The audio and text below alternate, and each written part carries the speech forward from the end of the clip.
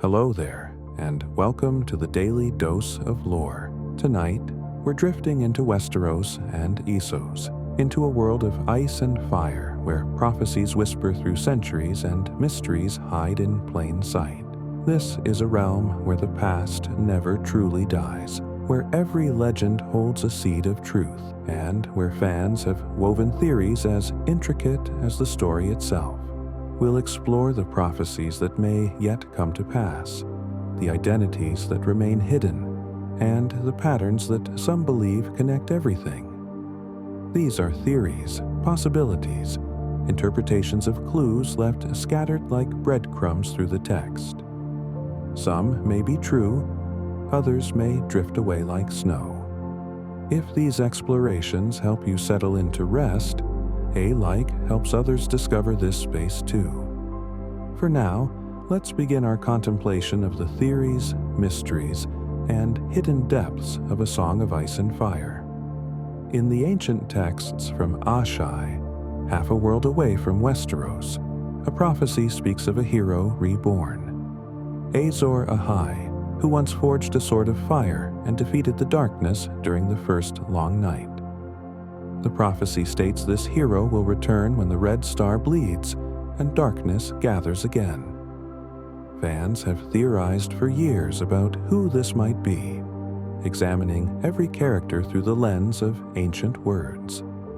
The prophecy mentions being born amidst salt and smoke, waking dragons from stone, and wielding a burning sword called Lightbringer. Melisandre, the Red Priestess, believed she had found this hero more than once, first in Stannis Baratheon, then perhaps in Jon Snow. But prophecy, as the Meisters remind us, is a treacherous thing. The words were written in High Valyrian thousands of years ago, translated and retranslated, each version losing something in the crossing between languages and ages. What if the hero has been standing in shadow all along, unrecognized because we expected something else entirely? The original legend of Azor Ahai tells of his quest to forge Lightbringer, a sword that could drive back the darkness. Twice he tried and failed. The first time, he tempered the blade in water and it shattered. The second time, he drove it through the heart of a lion, and again it broke. Only when he thrust the sword through the heart of his beloved wife, Nissa, did the blade catch fire and become true. Her soul and her strength went into the steel, creating a weapon of light. Fans have theorized what this might mean for the future. Some believe the forging must happen again, literally or metaphorically. Others interpret it as sacrifice, that the prophesied hero must lose what they love most to gain the power to save the world. The story carries the weight of terrible necessity, of paying the price that darkness demands. In the quiet of night, one wonders if prophecy is description or prescription, if it tells what will be or commands what must be done. Melisandre saw visions in her flames, images dancing in the red and orange depths. She saw snow, and when she looked for Azor Ahai, all she could see was snow. At first, she believed this meant Stannis, who fought in the snow of the north, but some fans theorize she was seeing something simpler, more direct. She was seeing snow. Jon Snow, son of Rhaegar and Lyanna, carrying both ice and fire in his blood. Born literally amidst salt and smoke when his mother died in Dorne. Or perhaps when he died and was resurrected, emerging from his funeral pyre. He woke a dragon from stone when he discovered his true heritage. Not a literal dragon, but the dragon within himself. The theory suggests that Jon's entire arc has been the forging of Lightbringer, not a physical sword, but himself as a weapon against darkness. Each sacrifice, each loss, each death and rebirth, tempering him into something stronger, preparing him for a purpose he doesn't yet understand. But there's something curious about the prophecy that many overlook. In High Valyrian, the language in which the prophecy was first recorded, the word for prince is gender neutral. What Melisandre translates as the prince that was promised could just as easily be the princess that was promised. This opens the prophecy to other possibilities, other candidates who might fulfill the ancient words. Daenerys Targaryen, born during a storm on Dragonstone, literally amidst salt and smoke, who woke dragons from stone eggs that had been dead for over a century. She emerged from Khal Drogo's funeral pyre unburned, reborn in fire, walking into her new life with 3 dragons crying at her shoulders. Some fans theorize she might be Azor Ahai, or perhaps the prophecy speaks of 2 heroes, one of ice and one of fire. The mysteries multiply rather than resolve, and in the layering of possibilities, we find the richness that makes these stories linger in the mind like smoke. The phrase about waking dragons from stone carries multiple potential meanings, each as valid as the last. Literally, it could refer to Daenerys hatching her dragon eggs, stones that held life within them. Metaphorically, it might speak of Jon Snow discovering his Targaryen blood, waking the dragon that slept in his lineage, hidden beneath his stark exterior. Some theorists point to Dragonstone itself, the island fortress where both Daenerys and Jon have connections, wondering if something sleeps beneath that volcanic rock. Others interpret stone as stillness, death, and waking as bringing back to life. By this reading, anyone who resurrects something thought dead, whether a dragon, a person, or even an idea, might fulfill this part of the prophecy. The beauty of prophecy in this world is its refusal to be pinned down, its insistence on multiple truths existing simultaneously, like quantum possibilities that won't collapse until observed. In the books, there's another candidate that fans have considered, one the show chose to omit. Young Griff, called Aegon, appears in A Dance with Dragons, claiming to be the son of Rhaegar Targaryen, who was supposedly killed as a baby during Robert's rebellion. He says he was spirited away, hidden, raised in exile, and now returns to reclaim his throne. If he is who he claims to be, he too would fit certain aspects of the prophecy. Born of the line of Aerys and Rhaella, carrying Targaryen blood, raised in smoke and salt across the narrow sea. But fans have developed a deeper theory about his true identity, one that adds layers to the political landscape. They theorize he might not be a Targaryen at all, but a Blackfyre, descended from one of the legitimized bastards of a Targaryen king from generations past. The Blackfyre rebellions tore Westeros apart multiple times, and to suggest they might return disguised as true Targaryens adds a delicious complexity to the question of who deserves the throne. The evidence for the Blackfyre theory comes from careful reading, from details scattered across multiple books like pieces of a puzzle. Varys and Illyrio's suspicious behavior, their whispered plans, the Golden Company's unusual decision to break a contract to support this boy. The Golden Company was founded by Blackfyres, has always supported Blackfyre claimants. Why would they suddenly back a Targaryen? Unless he isn't one. Septa Lemore, the woman who helped raise young Griff, has stretch marks suggesting she bore children, leading some to theorize she might be his real mother. Illyrio's strange attachment to the boy, his willingness to give away dragon eggs, might make more sense if young Griff were his son, not just a political tool. The theory proposes that Varys, possibly a Blackfyre himself based on his shaved head hiding his hair color, has been planning this for decades. Not to restore the Targaryens, but to put a Blackfyre on the throne under Targaryen colors.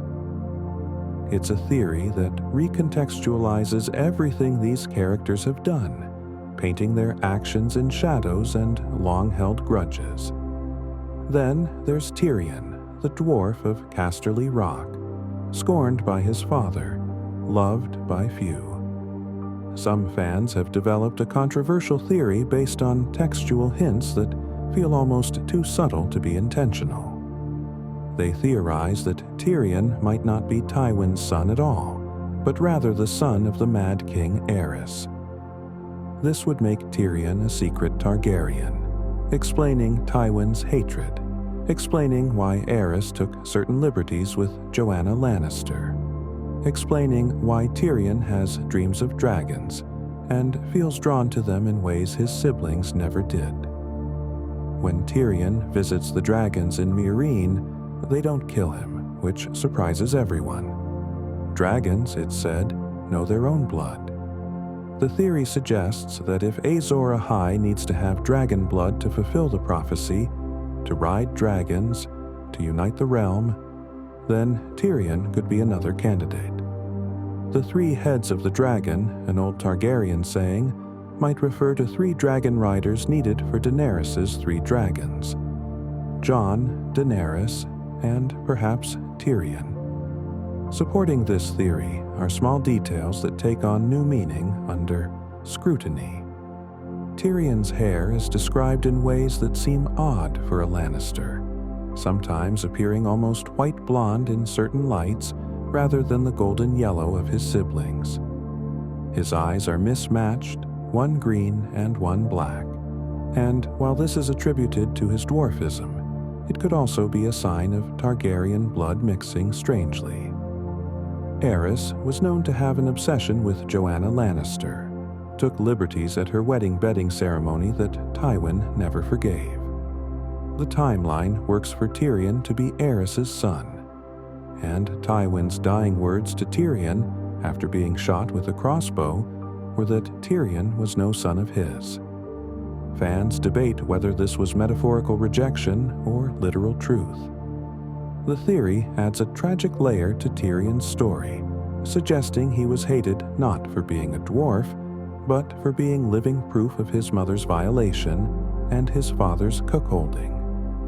It would mean that the son Tywin despised was actually the son of his greatest enemy. The prophecy of the prince that was promised connects to another ancient legend, that of the 3-headed dragon. House Targaryen's sigil shows a dragon with 3 heads, and Rhaegar became obsessed with this prophecy before he died. He believed the dragon must have 3 heads, interpreting this to mean 3 riders, 3 heroes, who would need to work together. He had 2 children and sought to have a 3rd, believing his children were meant to fulfill this prophecy. When he saw Jon Snow, his 3rd child, he supposedly said the dragon has 3 heads. Fans theorize this means 3 specific people need to ride Daenerys' 3 dragons to fight the others, to defeat the darkness. The most popular version of this theory suggests Jon, Daenerys, and either Tyrion or young Griff. 3 people with Targaryen blood, each representing different aspects of the house, ice and fire blended in different ways. The dragons themselves have different personalities, and perhaps they're waiting for the right riders, the ones whose blood calls to them. Dragons, it's said, are fire made flesh. They bond to riders in ways not fully understood, through blood and will and something deeper, something magical. Historically, only Targaryens could ride them, though there were rare exceptions. The theory proposes that the 3 heads represent different branches of Targaryen legacy. Jon would be the head of ice, raised in the north, embodying the Stark values while carrying dragon blood. Daenerys is the head of fire, raised in Essos, emerging from flame, representing pure Targaryen heritage. The 3rd head is debated. If it's Tyrion, he would be the head of Western influence, wisdom, and wit, the unlikely hero. If it's young Griff, He represents the political Targaryen, the one groomed to rule. And if none of these theories are correct, if the third rider is someone unexpected, then prophecy has done what it does best, which is surprise us by being true in ways we never anticipated. Melisandre, for all her power, has been wrong before. She saw Stannis in her flames and proclaimed him Azor Ahai, but Stannis died in the snow, his campaign ending in failure and desperation. She admits in the books that shadows are tricky things, that what she sees in the flames isn't always clear, that she sometimes sees what she expects to see rather than what's actually there. This raises a troubling question about all prophecy in this world. How much of what's foreseen is true vision? And how much is the seer's own bias, their expectations coloring the images? When she looked for Azor Ahai and saw only snow, she assumed it meant the location. But what if her visions are more literal than she thinks? What if the Lord of Light has been trying to show her Jon Snow all along, and she's been too focused on Stannis to see? The theory suggests that Melisandre's role isn't to identify the hero, but to resurrect him when he falls. She brought Jon back from death, perhaps her true purpose in the story. In the books, there's a detail that chills the blood when considered carefully. Patchface, the fool who serves Shireen Baratheon, speaks in riddles that sound like madness. He sings nonsense songs about knowing things, about what lies under the sea. But fans have noticed something strange. Many of his predictions come true. He sang about dead things in the water before the battle at Blackwater. He sang about crowns falling before kings died. His songs seem to predict the future, but scrambled, hidden in the language of a broken mind. Some theorize he drowned as a boy, and something else came back. Something that knows too much, that sees too much. The drowned god, the others, something from the deep where even light cannot reach. His songs about the sea might not be about water at all, but about death, about the cold darkness where memories and life dissolve. When he sings under the sea, the birds have scales and the fish take wing. He might be describing a world where all natural order has inverted, where winter has won, and death rules everything. The mystery of the White Walkers, the others, remains one of the most debated aspects of the entire story. The show provided an answer, revealing they were created by the children of the forest as weapons against the first men. Weapons that turned against their makers. But this is show-only information, and the books may tell a different story. In the novels, the others remain mysterious, their motivations unknown, their true nature hidden behind blue eyes and ancient ice. Some fans theorize they're not evil at all, but rather representatives of nature's balance, attempting to correct an imbalance caused by humans. Others suggest they want something specific, something taken from them long ago, and their march south is a retrieval mission, not a campaign of destruction. The patterns they leave, the spirals of body parts, might be messages, attempts to communicate in a language of symbols that no one living remembers how to read. The Night King himself, as depicted in the show, might be related to the legendary Night's King, the 13th Lord Commander of the Night's Watch, who fell in love with a woman with blue eyes and pale skin. The story says he gave her his seed and his soul, and together they ruled the Night Fort for 13 years, making sacrifices to the others until he was finally defeated. His name was struck from every record, but legends say he was a Stark, possibly named Brandon.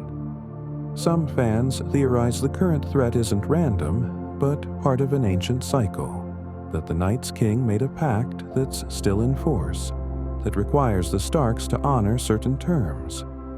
There must always be a Stark in Winterfell, the old words say. Perhaps that's not tradition but necessity, part of a treaty sealed in blood and ice thousands of years ago. When the Starks leave Winterfell, when the terms are broken, winter comes to remind them. The theory extends to Bran Stark, whose story grows stranger the deeper one looks. Bran is learning to be a green seer, to see through weirwood trees, to watch the past, and perhaps influence it. In the show, we saw him affect the past when he called out to his father in a vision, and Ned heard something. We saw him cause Hodor's disability by warging into him across time. This opens disturbing possibilities. If Bran can influence the past, if time is more fluid than we understand, then perhaps he's been involved in major events all along. The most popular version of this theory suggests Bran whispered to the Mad King Aerys, trying to warn him about the White Walkers, and those whispers were what drove Aerys insane. "Burn them all," the king said, over and over. Was he hearing Bran's warnings about whites that need fire to kill them, and, misunderstanding, applying the warning to his own time? It's a theory that makes Bran complicit in the chain of events that led to Robert's rebellion, that makes him responsible for everything in a twisted loop of causation. The theory gets even stranger when fans consider Bran the Builder, the legendary Brandon Stark who lived 8,000 years ago. He built Winterfell, built the Wall, founded House Stark. Some fans theorize that Bran the Builder and Bran Stark are the same person, that our Bran will eventually travel back in time and become his own ancestor. The name Brandon repeats in Stark history like an echo, and perhaps it's the same person, caught in a time loop, building the defenses the realm needs, planting the seeds of his own existence. The theory is almost too complex, too strange, but the books have established that time works oddly for green seers, that past and present blur when you see through trees that have stood for thousands of years. If Bran can see everything, all time at once, then perhaps his story isn't linear. Perhaps it's a closed loop, a circle where the end and beginning touch.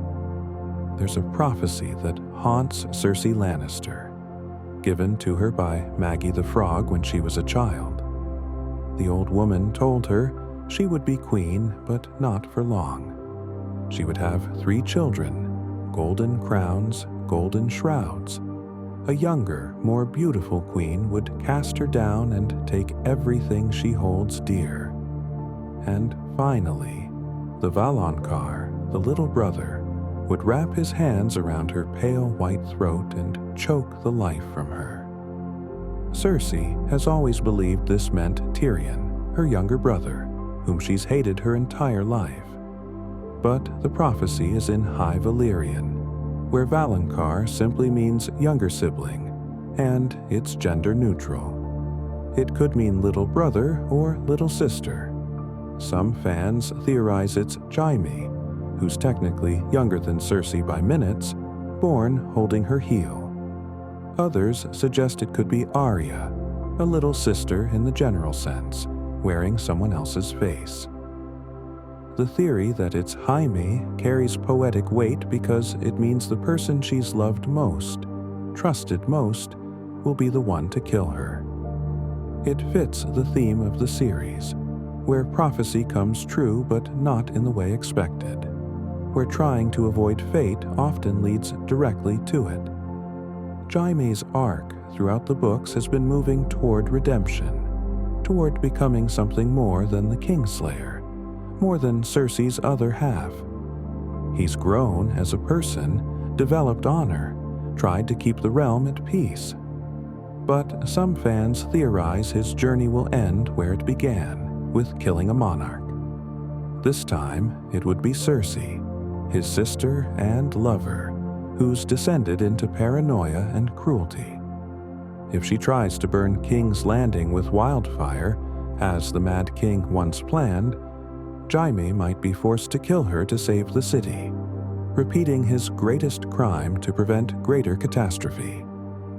It would be the ultimate test of his redemption, choosing the realm over love, choosing to be the villain again if it means being the hero.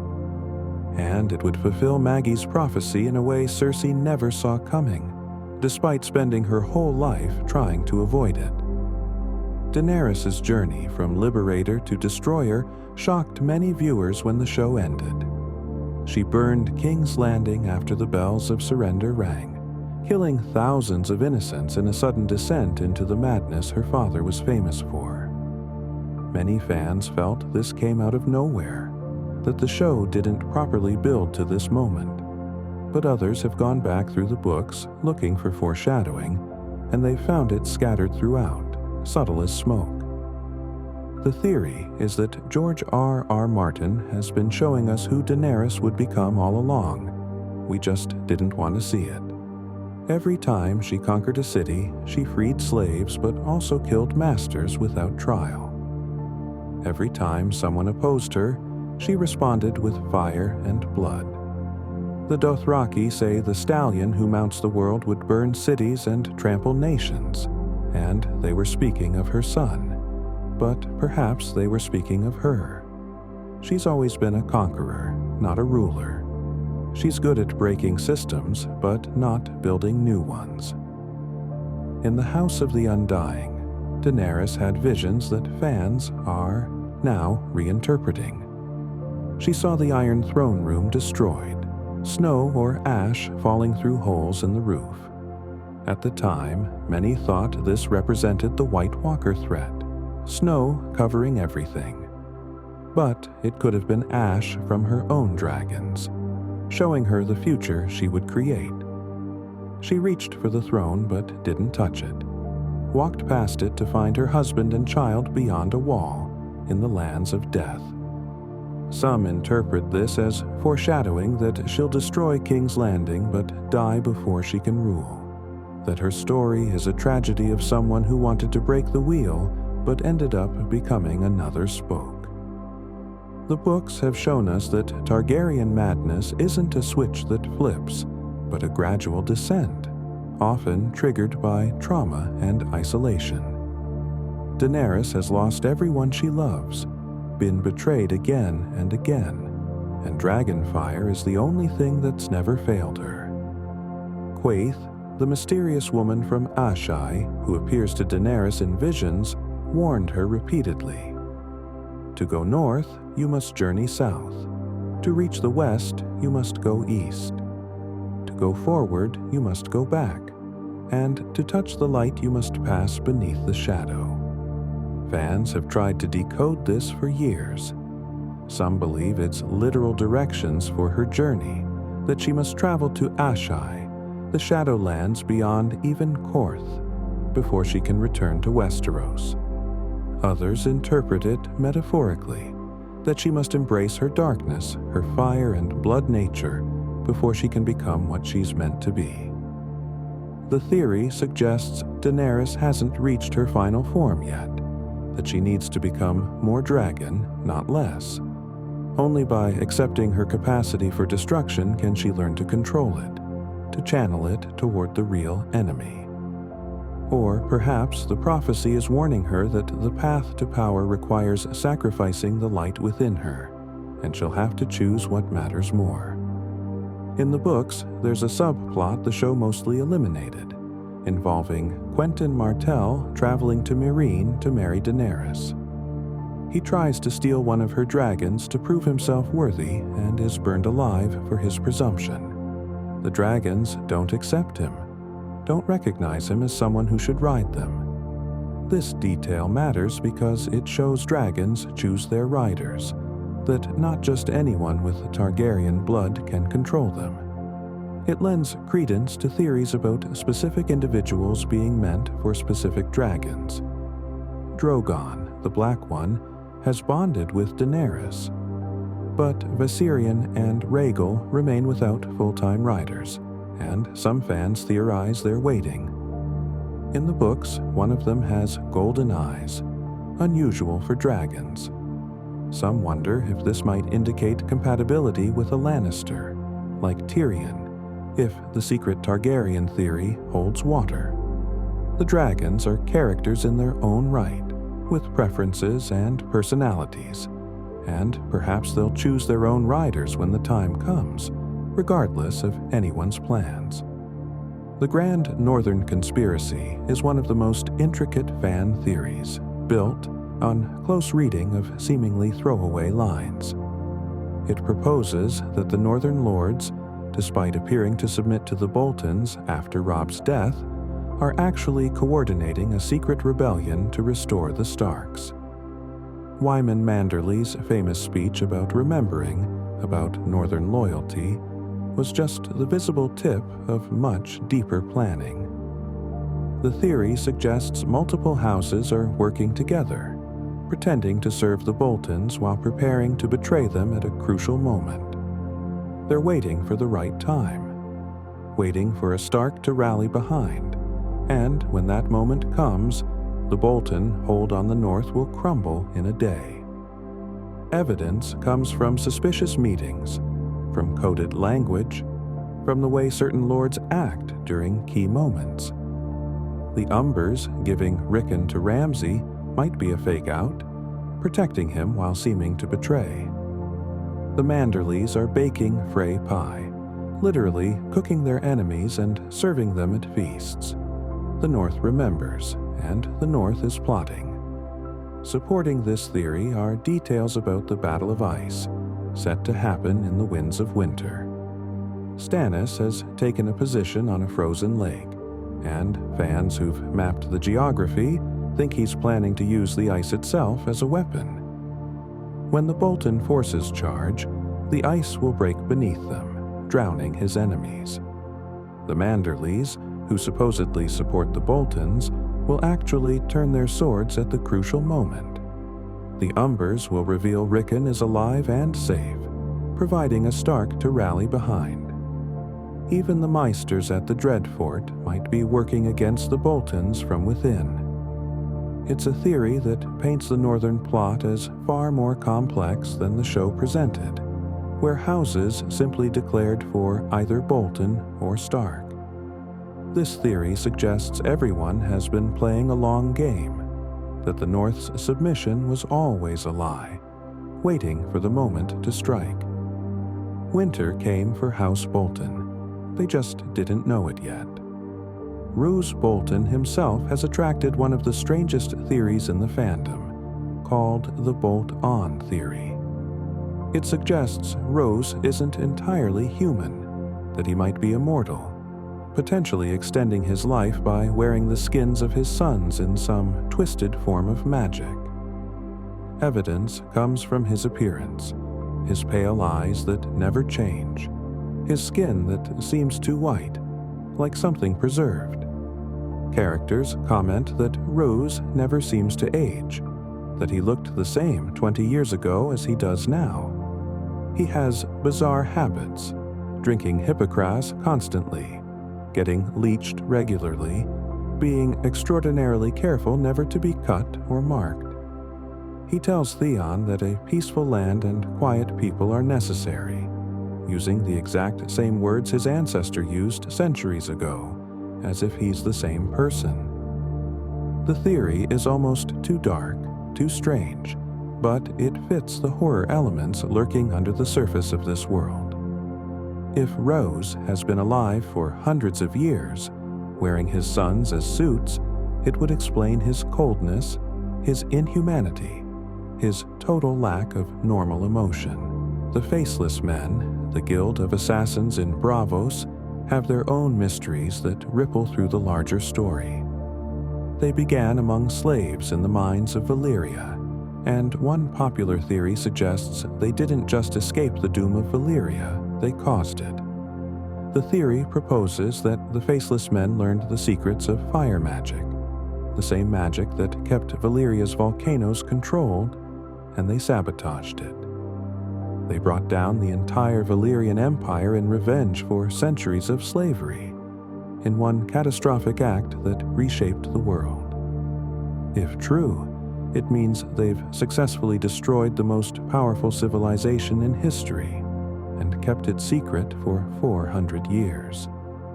It explains their interest in dragons, their infiltration of the Citadel, their presence in Westeros at crucial moments. They might be positioning themselves to prevent another Valyria from rising, or they might be trying to finish what they started, to eliminate all dragons and all dragon magic from the world permanently. Jaqen H'ghar, the faceless man who trained Arya, appears in the Citadel in the books under a different face, calling himself Pate.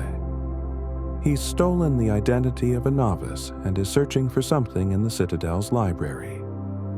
Fans theorize he's looking for knowledge about dragons, about hatching them, about controlling them, or perhaps about killing them. The Citadel is where all knowledge in Westeros accumulates, including forbidden knowledge, dangerous knowledge. Some Meisters believe magic is evil and should be eliminated from the world. Others study it in secret. The theory suggests the Faceless Men are trying to obtain a specific book or scroll, something that could shift the balance of power, something related to the endgame of dragons and others, and the fate of the realm. Why would an assassin guild care about dusty books? Because knowledge is power, and the Faceless Men play a longer game than anyone realizes. Littlefinger, Pater Baelish, the man who claims chaos is a ladder, has been climbing that ladder throughout the entire series. He's responsible for starting the War of the Five Kings through his manipulation and murder, all to increase his own power. But fans theorize his ultimate goal isn't just power for its own sake. It's something more specific and more personal. He wants to create his own kingdom in the Vale, with Sansa at his side, recreating his lost love Catelyn Stark through her daughter. The theory maps out his plan in detail. Control Robin Arryn, the weak lord of the Vale. Marry Sansa to Harry the heir, who will inherit after Robin dies or is eliminated. Then eliminate Harry and marry Sansa himself, making him Lord of the Vale and giving him access to the Vale's armies, the only force in Westeros untouched by war. From there, he can march on the north, restoring Sansa to Winterfell, gaining control of 2 kingdoms. It's an ambitious plan requiring patience and perfect timing, but Littlefinger has shown he excels at both. The show ended, his story early, with Sansa and Arya executing him at Winterfell. But in the books, he's still alive, still plotting, and fans debate how his story will actually end. Some think Sansa will eventually outmaneuver him, becoming the player rather than the piece. Others think his downfall will come from an unexpected direction, perhaps from the person he's most underestimated. The theory that resonates most strongly suggests he'll fall because he's forgotten a crucial truth, that chaos isn't actually a ladder, it's a pit. You can climb in chaos, but eventually the chaos consumes everything, including those who think they're controlling it. Littlefinger set fires throughout the realm, thinking he could walk between the flames and emerge with a crown. But fire spreads, and eventually there's no safe place left to stand. The Tyrells have their own conspiracy that fans have largely accepted as canon, though it's never explicitly confirmed in the text. The theory is that Olenna Tyrell, the Queen of Thorns, orchestrated Joffrey's poisoning at the Purple Wedding. The show confirmed this, with Olenna confessing to Jaime before her death. But what fans debate is how much planning went into it, and whether it was purely about removing a dangerous king, or if it was part of a larger Tyrell scheme to place Tommen on the throne. Tommen was young, pliable, far easier to control than Joffrey ever would have been. With Tommen as king and Margaery as queen, the Tyrells would effectively rule Westeros. The theory suggests they planned this from the moment they allied with the Lannisters, that they never intended for Joffrey to live long after the marriage. Margaery was a tool, beautiful and clever, but ultimately serving her grandmother's chess game. The Tyrells smile and present flowers, but beneath the roses there are thorns. In the books, the tension between the Tyrells and the Lannisters grows more pronounced. Cersei's paranoia about Margaery isn't entirely unfounded. Margaery is playing the game, gathering power, making herself beloved by the people while Cersei makes herself hated. The theory extends to suggest the Tyrells were also behind other murders, other convenient deaths that advanced their position. They're portrayed as more wholesome than the other great houses, but fans who look closely see they're just as ruthless, simply better at hiding it. They don't wage war with swords if poison and politics will accomplish the same goal more cleanly. Their garden might be beautiful, but beautiful things in Westeros are usually dangerous. The Sphinx is the riddle, not the Riddler, a line that appears in the books that sent fans searching for meaning. There's a Sphinx statue at the Citadel, and a character named Alaras who appears in Old Town. Fans quickly notice that Alaras is Sarella spelled backwards, and Sarella is one of Oberyn Martell's daughters. The theory is that she's disguised herself as a man to study at the Citadel, where women aren't allowed. If true, she's the Sphinx, a mystery hiding in plain sight, her very identity a riddle. The question is why she's there. Some think she's gathering knowledge for Dorne, learning secrets that could give her homeland an advantage. Others think she's searching for something specific, perhaps connected to her father's investigations into what killed Targaryen dragons. The Sand Snakes all have their missions, their vendettas, and Sarella's might be the most subtle, fought with books instead of spears. The theory connects to larger questions about the Citadel itself and what it's hiding. The Meisters claim to serve truth and knowledge, but some fans theorize they're part of a conspiracy to eliminate magic from the world. They might have been involved in the death of the Targaryen dragons, slowly poisoning them, or using subtle magics to ensure they grew smaller and sicker with each generation until they died out entirely. If so, then what happens now that dragons have returned? The lighting of glass candles, long dead magical artifacts, signals that magic is flooding back into the world. The Citadel might be scrambling to contain it, to kill the dragons again before they become unstoppable. Sarella might have discovered this conspiracy, or she might have walked into the middle of it without realizing the danger. Stoneheart, the revenant that was Catelyn Stark, exists in the books but was cut from the show entirely.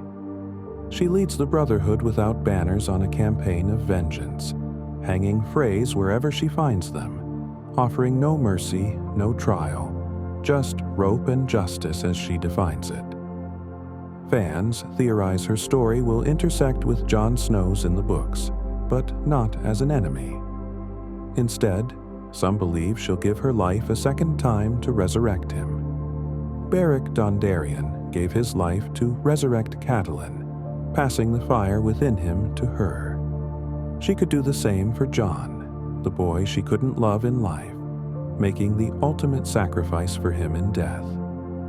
It would be poetic, Catelyn finally accepting Jon as Ned's son, as someone worth saving, even at the cost of her own existence. It would also parallel the Azor Ahai legend, where life must be given for life, where the death of a loved one enables the hero's creation.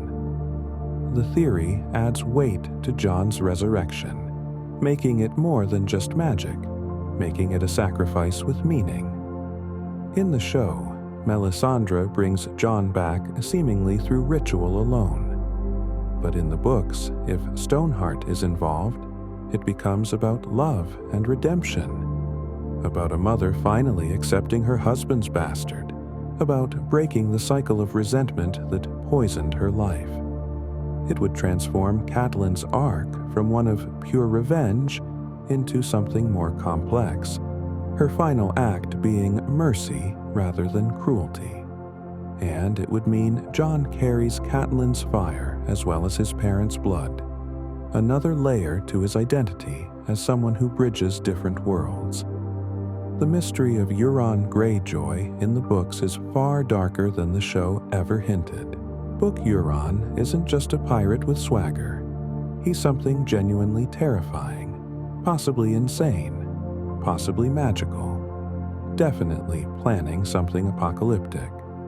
He claims to have sailed to Valyria and returned, which no one else has done. He has a suit of Valyrian steel armor, which shouldn't exist. He drinks Shade of the Evening, the Warlock's poison, and has visions.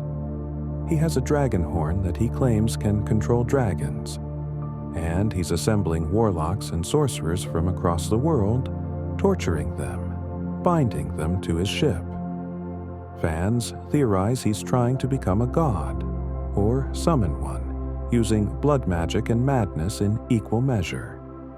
His plan might be to use the chaos of the war to enact some ritual, to bring down another doom, to shatter the world and remake it. There's a phrase in his chapters that chills the blood. "I am the storm," he says, "the first storm and the last." Some fans interpret this as him claiming to be part of prophecy, perhaps believing he's Azor Ahai, or perhaps wanting to destroy Azor Ahai and become the darkness instead of the light.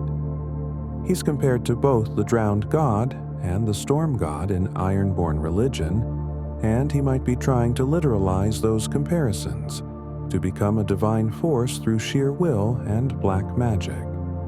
The theory suggests his arc will climax in the Winds of Winter, with him attacking Old Town during a massive battle, possibly destroying the Citadel, possibly killing Sam, possibly achieving some dark transformation. He represents chaos incarnate, the opposite of every prophecy about heroes. He's the storm that breaks rather than the dawn that follows. Victarion, Euron's brother, has his own theory attached to him. He's sailing to Meereen with the Iron Fleet and the Dragonhorn, intending to betray Euron and claim Daenerys and her dragons for himself. But fans theorize the Dragonhorn will be his downfall. The horn is magical, capable of binding dragons to its master's will, but it kills whoever blows it. Euron knows this and is using Victarion as a tool, letting him do the dangerous work while Euron waits to claim the prize. The theory suggests Victarion will successfully bind one of the dragons, but it will burn him from the inside, his final act being to deliver a dragon to Daenerys or to Euron, depending on how the timing works. He's a tragic figure in this reading, a warrior who never understood he was a pawn, who thought he was seizing destiny when he was actually following someone else's script. The phrase, "the dragon has 3 heads," echoes through the books, and we've discussed several theories about what it means. But there's another layer some fans propose. What if it's not about 3 riders, but about 3 Targaryens fulfilling 3 roles? Jon would be the warrior, the one who fights the others and defends the realm. Daenerys would be the conqueror, the one who breaks the wheel and reshapes power structures. And the third head, possibly young Griff, possibly Tyrion, would be the ruler, the one who actually sits the throne and governs. This theory suggests the 3 heads represent different aspects of leadership, different types of strength, and that all 3 are needed for the realm to survive and rebuild. One cannot do all things alone. Ice, fire, and something in between, working together, each playing their part in the song. Bran's story continues to generate theories because it's so strange, so divorced from the typical fantasy narrative. He's becoming something other than human, something more, and fans debate what his endgame is. The show made him king, which surprised everyone, but the journey to that conclusion felt rushed. In the books, fans theorize Bran's arc will involve him becoming permanently merged with the Weirwood network, essentially becoming the memory of the world, the living history of Westeros. He might lose his human identity entirely, becoming the three-eyed raven completely. Or he might find a way to balance both, to be Bran and be the raven, to be human and be legend.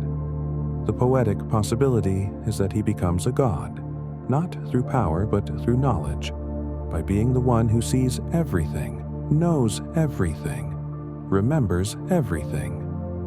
In a story obsessed with knowledge and secrets, the boy who knows all secrets becomes the most powerful of all. The theory about Bran being king in the books, if it happens, will likely be more complex than the show presented. It wouldn't be a democracy where lords vote. It would be something stranger.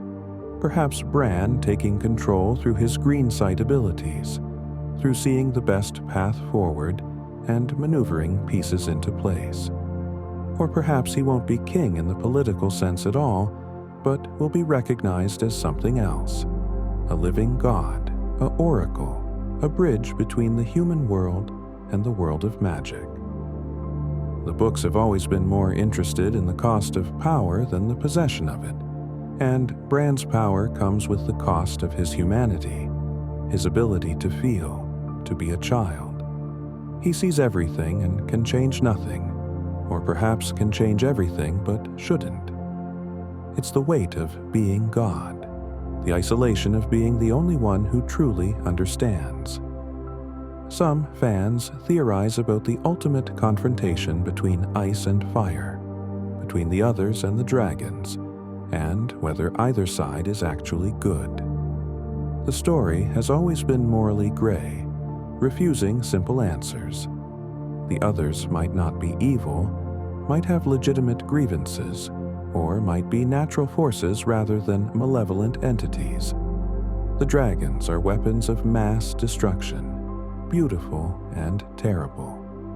Perhaps the point isn't to choose between ice and fire, but to find a way to satisfy both, to restore whatever balance was broken thousands of years ago. The theory suggests the end won't be a final battle where one side wins, but rather a negotiation, a pact like the one that ended the first long night. The hero isn't the one who destroys the enemy, but the one who finds the terms of peace. This connects to theories about what the others actually want. If they were created by the children of the forest, they might want freedom from whatever binding was placed on them. They might want the return of the last hero's sword, or a child promised to them, or simply acknowledgement and respect rather than fear.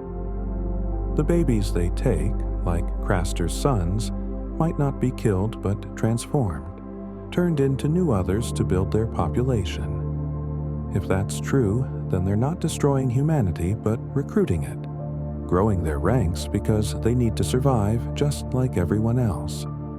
The theory paints them as tragic figures, weapons that gained consciousness and don't know what they are, what they're supposed to do, only that they're drawn south by something they can't articulate. The tourney at Harrenhal, which happened before the story begins, has generated extensive theories because it's where so many crucial events occurred. Rhaegar gave Lyanna the crown of winter roses, starting the chain that led to Robert's rebellion. But fans theorize there was more happening at that tournament than romance. The Southron ambitions theory suggests the Great Lords were meeting to discuss deposing Aerys, that the tournament was cover for a conspiracy. Lord Rickard Stark, Jon Arryn, Hoster Tully, and others had been arranging marriages and fostering to build a network independent of the crown. They were planning to either force Aerys to abdicate in favor of Rhaegar or to remove the Targaryens entirely. The tournament was their gathering to finalize plans.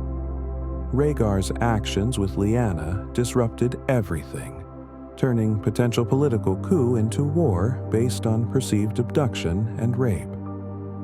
The theory recontextualizes the entire rebellion. It wasn't just about Lyanna and didn't start when Aerys killed Lord Rickard and Brandon. It had been brewing for years, with the great houses slowly building an alliance system that excluded the Targaryens. Aerys sensed this, which is why he was so paranoid, why he arrested people on suspicion, why he burned men alive.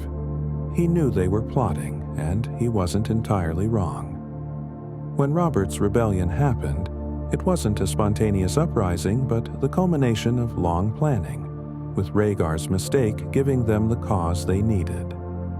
This theory adds depth to the political landscape of the past, suggesting the Game of Thrones was being played even then, with players we never met making moves that echo through the present. The Isle of Faces, a mysterious island in the God's Eye Lake, appears in the books but has never been visited by any POV character. It's said to be where the children of the forest and the first men made their pact, ending their war. The weirwood trees there are the last place in the south where weirwoods grow in numbers. Some fans theorize it's also where the final confrontation will occur, where ice and fire meet, where Bran might go to access the deepest magic, where the others might be heading. The Green Men, an order that lives on the island, are never seen, but they're said to still exist. If they do, they've been isolated for thousands of years, protecting something or waiting for something. The theory suggests this location will be crucial in the endgame, that whatever pact ended the first long night might need to be renewed there, with Bran acting as intermediary between humans and others. Howland Reed, Ned Stark's closest friend and one of the only survivors of the Tower of Joy, has never appeared in the story despite being alive and still Lord of Greywater Watch. His absence is suspicious, and fans have theories about why he hasn't come south, why he hasn't told anyone what he knows about Jon's parentage. Some suggest he's protecting something more than secrets, perhaps a child. The theory that Mira Reed is Jon's twin sister comes from noting their ages are the same, their physical descriptions are similar, and Howland's strange behavior. If Ned took Jon and Howland took Mira from the Tower of Joy, both raising the children as their own, it would explain Howland's reclusiveness, his need to keep his daughter hidden in the swamps where no one visits. It's a theory with less textual support than others, but it fits the themes of hidden identities and reveals that run through the story. Ashara Dane, another woman connected to the Tower of Joy, supposedly killed herself by jumping from a tower after her brother died, but her body was never found, and fans theorize she might have survived, might be living under a different identity. Some suggest she could be Septa Lemore, the woman traveling with young Griff, or Gianna Reed, Howland's wife who's also never appeared. The theory proposes she had Ned's child, or Brandon's child, and that child is being hidden. Another secret Stark walking around without knowing their true heritage. It's the kind of theory that multiplies the complications, adding more secret children, more hidden truths. But in a story where R+LJ was hidden for 5 books, where identities are fluid and truth is layered, it's hard to dismiss anything as too complex or too conspiratorial. The winds of winter are supposed to be deadly, according to the books. Old Nan tells stories about winters that lasted an entire generation. where children were born, grew up, and died of old age without ever seeing summer. In those winters, the others walked, and the cold killed more than any army. The theory some fans propose is that the seasons themselves are magical, not natural, that they were broken thousands of years ago during some cataclysmic event. Normal planets don't have seasons lasting years or decades. Something is wrong with the world. Some think the others are connected to this wrongness, that they're symptoms of a broken planet rather than invaders. Others think the problem is the magic itself, the presence of dragons and children and green seers, all warping natural law. If someone could fix the seasons, make them regular, it might solve more problems than winning any battle. This connects to the idea that the ending won't be about defeating enemies, but about healing the world, restoring balance. The song of ice and fire might be the song that resets the world, that lets winter and summer alternate naturally again. The cost might be the end of magic, the death of dragons and others both, leaving only humans in a more mundane world. It's a bittersweet ending that fits George R.R. Martin's stated intention, where victory comes with loss, where saving the world means losing some of what makes it magical. The characters we love might survive, but the world they live in will be smaller, quieter, more realistic. The age of heroes would end, and history would begin. There are theories fans have developed that are probably wrong but are beautiful in their wrongness, their ambition. The theory that Tyrion is a time-traveling fetus, that somehow the same soul has lived multiple lives, which sounds absurd, but stems from thematic parallels and symbolic connections in the text. The theory that Jon Snow is actually the child of Lyanna and Robert, not Rhaegar, which would upend everything but explain some odd details. The theory that Roose Bolton and Euron Greyjoy are the same person, which requires ignoring geography and common sense, but relies on their similar creepiness and the fact they're never in the same scene. These theories probably aren't true, but they show how deeply fans have engaged with the material, how much they're searching for patterns, for hidden truths, for the possibility that nothing is as it seems. The best theories, the ones that persist, are those that add depth rather than just a surprise. They make the story richer, more layered, more interesting. Whether R+LJ is true or not, the fact that fans could construct such a compelling theory from scattered clues shows the care George R.R. Martin put into his world building. Whether the Grand Northern Conspiracy exists or not, the fact that it could exist, that the text supports it, makes the Northern storyline more engaging.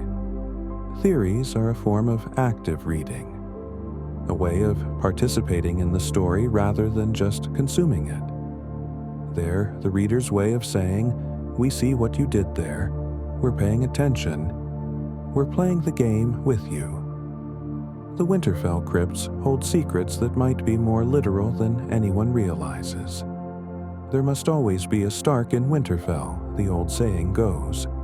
But perhaps this isn't just tradition.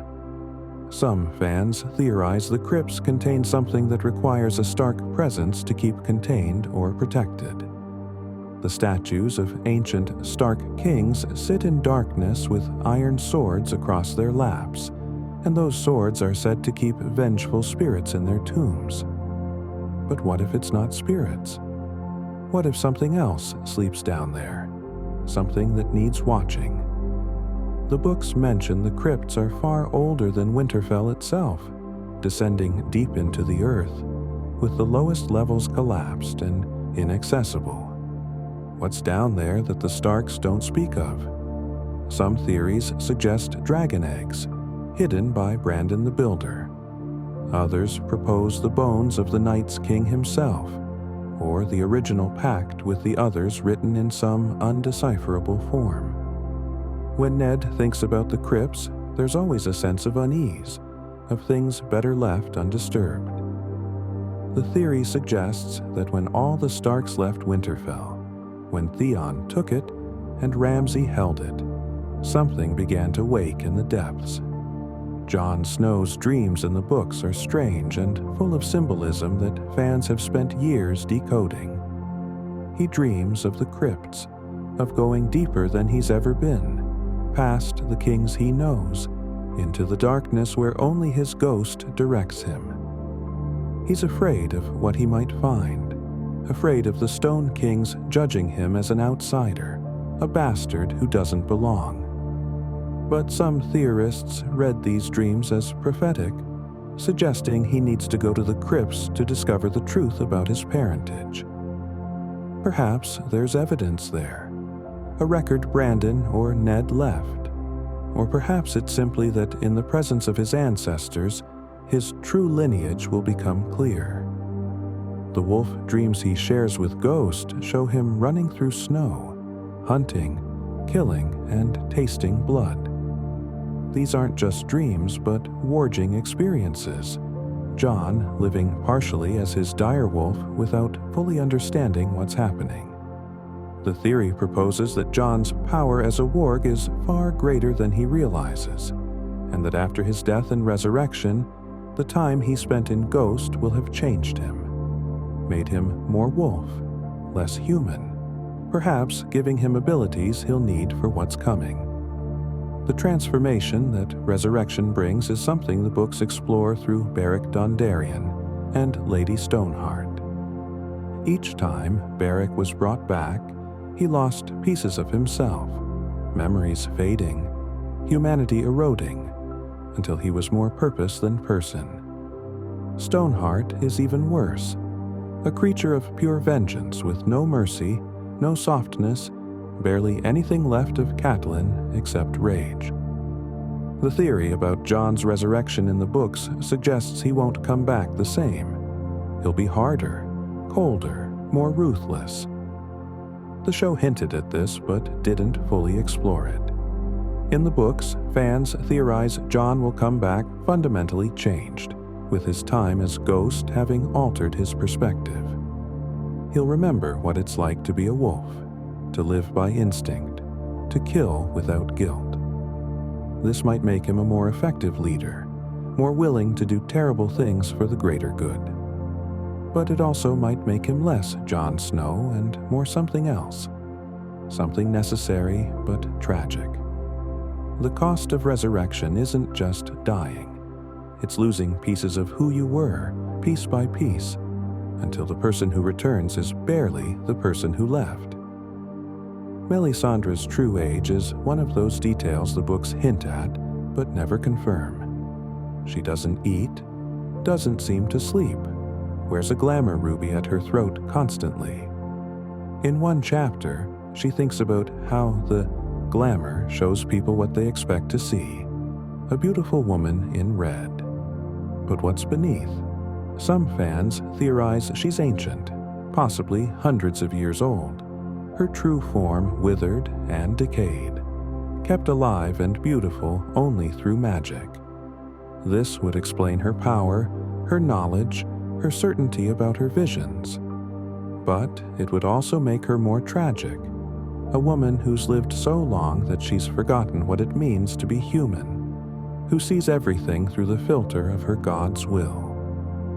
The theory suggests that if her ruby were ever removed or destroyed, her glamour would fail, revealing what she really is.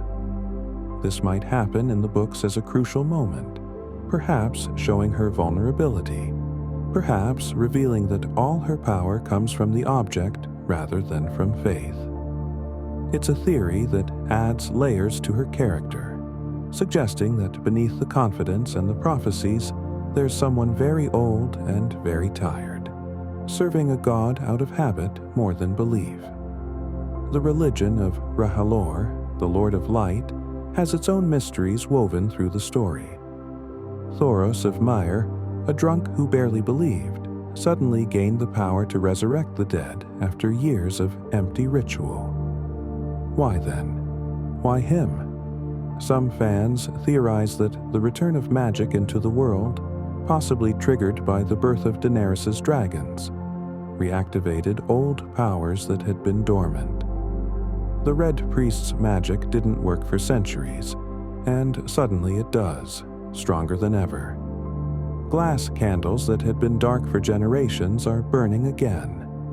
This suggests magic in this world isn't constant but tidal, flowing and ebbing according to rules no one fully understands. The others awakening, the dragons hatching, the direwolves returning south of the wall. All these things might be connected to a rising tide of magic. The theory proposes that everything happening isn't coincidence but synchronization, the world itself changing, old powers waking because something fundamental has shifted.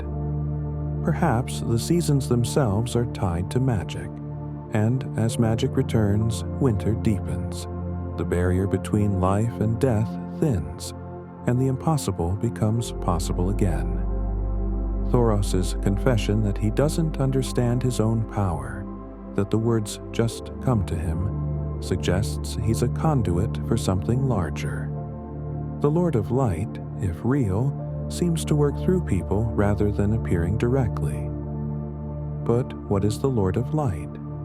Some fans theorize it might not be a god at all, but rather a magical force, or perhaps even the Weirwood Network's opposite. Fire magic versus the old gods' green magic. Ice and fire, representing different types of magic, different sources of power that have been in balance until recently. The theory extends to suggest that R'hllor and the Great Other aren't deities, but personifications of these magical forces, and the priestesses and priests who serve them are actually wielding ambient magic that they interpret through religious framework. This would mean Melisandre isn't wrong about her power, but she's wrong about its source. The fire gives her visions not because a god sends them, but because fire itself is a form of magic in this world, one that reveals truth in flames the same way weirwoods reveal it in dreams. The doom of Valyria destroyed the most powerful civilization the world had ever known in a single day.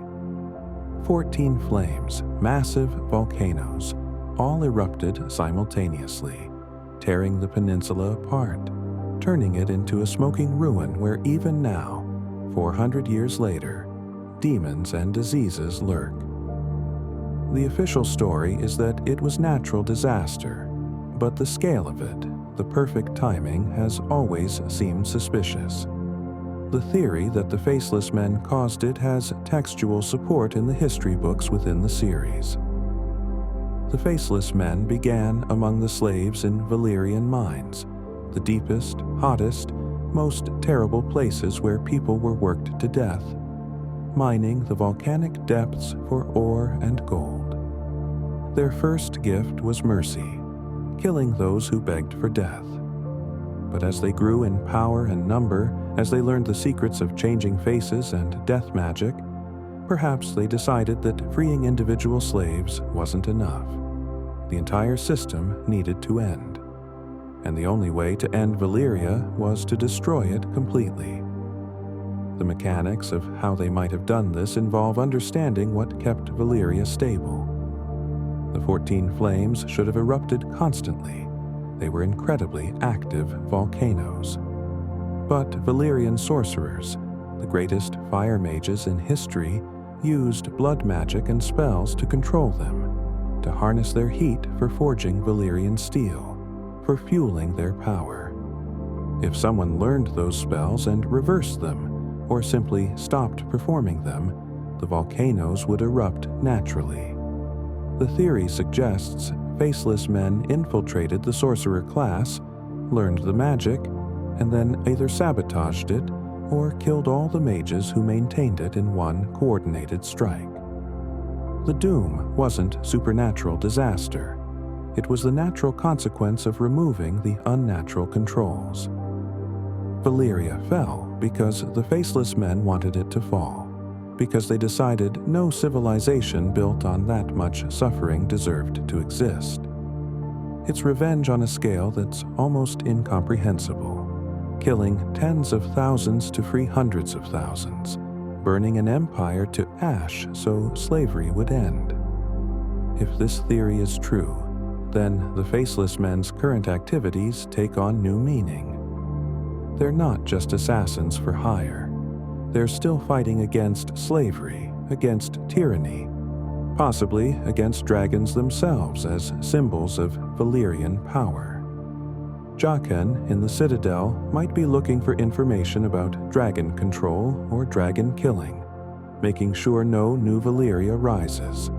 The death of Balon Greyjoy, ordered by Euron, means they're also involved in Westerosi politics in ways we don't understand. Every time they take a contract, every face they wear might be part of a longer game we can't see. They move through history like ghosts, appearing at crucial moments, perhaps steering events toward their desired ends. The theory suggests they've been influencing major events for centuries, always working toward a world without slavery, without dragons, without the concentration of magical power that created Valyria. They are patient, they are deadly, and they remember everything. Arya's training with the Faceless Men has dark implications that fans have theorized about extensively. She's learning to be no one, to shed her identity, to serve the many-faced god. But she can't let go of being Arya Stark. She keeps Needle, her link to Jon and to home. The theory is that she'll ultimately reject the Faceless Men's philosophy, that she'll reclaim her identity and return to Westeros. But she'll bring their skills with her, their ability to change faces, to kill silently, to be anyone. This makes her one of the most dangerous people in the story, someone who can walk into any room wearing any face and end anyone's life.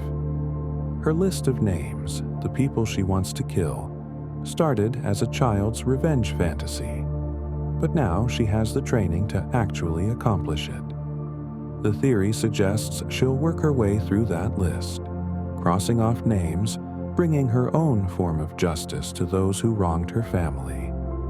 But there's debate about whether this will bring her peace or only hollow her out further, whether revenge will save her or destroy the girl she was.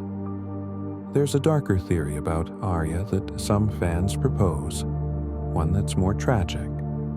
It suggests she's already lost, that she's already become no one, that the girl who returns to Westeros will wear Arya's face and act out Arya's desires, but won't truly be Arya anymore.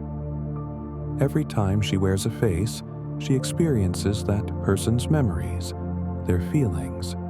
She's eaten the lives of others, and they've eaten her in return. The theory proposes that identity in the Faceless Men isn't destroyed. It's diluted, mixed with others until you're a blend of everyone you've been. Arya might return thinking she's reclaimed herself, but she'll be carrying pieces of all the people she's killed, all the faces she's worn. She'll be a mosaic rather than a whole person. It's the cost of the power she's gained, the price for becoming such an effective instrument of death. And perhaps that's what the kindly man meant when he said everyone must serve. That service to the many-faced god means surrendering the very thing that makes you unique. Jaqen H'ghar's identity is itself a question mark. The face Arya knows him by might not be his real face, might just be another mask. In fact, Jaqen H'ghar might not be a person at all, but a persona used by multiple Faceless Men over the years.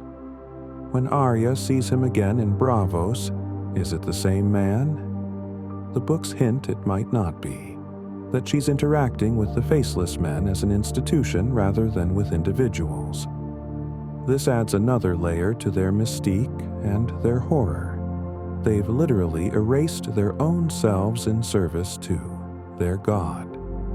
There's no one behind the mask, just the mask itself, worn by whatever no one is available. The theory extends to suggest that when someone fully becomes no one, they join a collective consciousness of sorts, accessing the memories and skills of all faceless men. This would explain their supernatural abilities, their seemingly impossible knowledge. They're not individuals achieving impossible things. They're a hive mind of assassins, each body a cell in a larger organism. The House of the Undying sequence in the books is packed with visions that fans have been dissecting for years. Daenerys sees many things: a beautiful corpse at a feast with wolves tearing into it, which seems to represent the Red Wedding. A man with a wolf's head on a throne, also the Red Wedding. A cloth dragon swaying on poles among cheering crowds, which might represent young Griff being a fake Targaryen. She hears prophecies about 3 fires she must light, 3 mounts she must ride, 3 treasons she will know. Each of these has multiple interpretations. The 3 fires could be for life, death, and love. Or they could be literal fires she needs to set. The 3 mounts could be 3 horses, 3 men, or 3 dragons. The 3 treasons have been endlessly debated. Some think one treason was Miri Maz-Dur, one was Jorah, and one is yet to come, possibly from someone she trusts completely. Others think all 3 are still ahead of her. The vision that haunts fans most is the one of the throne room destroyed and snow or ash falling. It looked like winter had come to King's Landing in the vision, but after the show, we know it was likely ash from Dragonfire. This seems to confirm Daenerys will destroy King's Landing as she did in the show. But there's debate about the context. Will she do it out of madness, or will there be a reason that makes sense? A reason the show didn't give her. Perhaps the others make it to King's Landing, and she burns the city to kill them, accepting civilian casualties as necessary. Perhaps Cersei uses wildfire, and Daenerys is trying to prevent it, inadvertently causing exactly what she hoped to stop. The vision is confirmed, but the path to it, the motivation, the meaning, all of that remains theory. And vision showed her walking toward the throne but not sitting on it, walking past it toward a door, toward her dead husband and child. This could mean she achieves victory but doesn't survive to rule, that her story ends with her choosing death to be with her loved ones rather than sitting alone on a throne of ashes. Quaithe's prophecies are some of the most cryptic in the series. Beyond the famous "to go forward you must go back" lines, she warns Daenerys about specific people. "Beware the perfumed seneschal," she says. Fans have theorized this could be many people. Reznak Mo-Reznak, her actual seneschal in Meereen, is one candidate. Varys is another. His ship was called the Perfumed Seneschal. Tyrion traveled on that ship, so it could refer to him. The ambiguity is intentional, making every advisor suspect, creating paranoia. The Kraken and Dark Flame, the Lion and Griffin, the Sun's Son and the Mummer's Dragon, she lists these future threats or allies. The Kraken is likely Victarion or Euron Greyjoy. The Dark Flame might be Makoro, a Red Priest. The Lion is presumably Tyrion. The Griffin is Jon Connington, who serves young Griff. The Sun's Son is Quentyn Martell, who's already died trying to steal a dragon. And the Mummer's Dragon is likely young Griff himself, if he's a fake Targaryen, a pretender staged by Varys the Mummer. But every identification is debated, and some might have double meanings. The theory about these prophecies is that they're not warnings but a roadmap. Each of these people will play a role in Daenerys' story, for good or ill. Some will betray her, others will help her, but all will be significant. The perfumed seneschal might be the one who finally betrays her for love, completing the 3 treasons. Or perhaps the perfume is metaphorical, representing false sweetness hiding poison. Quoth herself is a mystery. She appears in visions, in dreams, speaking without ever being physically present. Some fans theorize she's someone Daenerys knows wearing a different face, possibly even Daenerys from the future warning her past self. Others think she's simply a shadowbinder from Ashai with her own agenda, helping Daenerys because she needs her for something. The books have shown that prophecy often causes the very events it predicts, that knowing the future shapes it. Quite as warnings might push Daenerys towards certain choices, might make her suspicious of people she should trust and trusting of people she should suspect. Clegane Bowl, the popular name for the theory that Sandor and Gregor Clegane will fight to the death, has substantial textual support. Sandor, the Hound, was left for dead by Arya, but the elder brother on the Quiet Isle says he's at rest, speaking in careful language that suggests Sandor, the person, is dead, but the body lives. There's a description of a large gravedigger with a limp who shows comfort around horses and whom a dog follows. Fans identified this as Sandor, living peacefully, trying to find some redemption in quiet service. Meanwhile, Gregor the Mountain was poisoned by Oberyn, but brought back by Qyburn as Robert Strong, a massive, silent knight who never removes his helm. He's clearly not fully human anymore, possibly undead, possibly just severely altered by Qyburn's experiments. The theory suggests these two will meet in combat, likely in a trial by combat where Cersei names Robert Strong as her champion.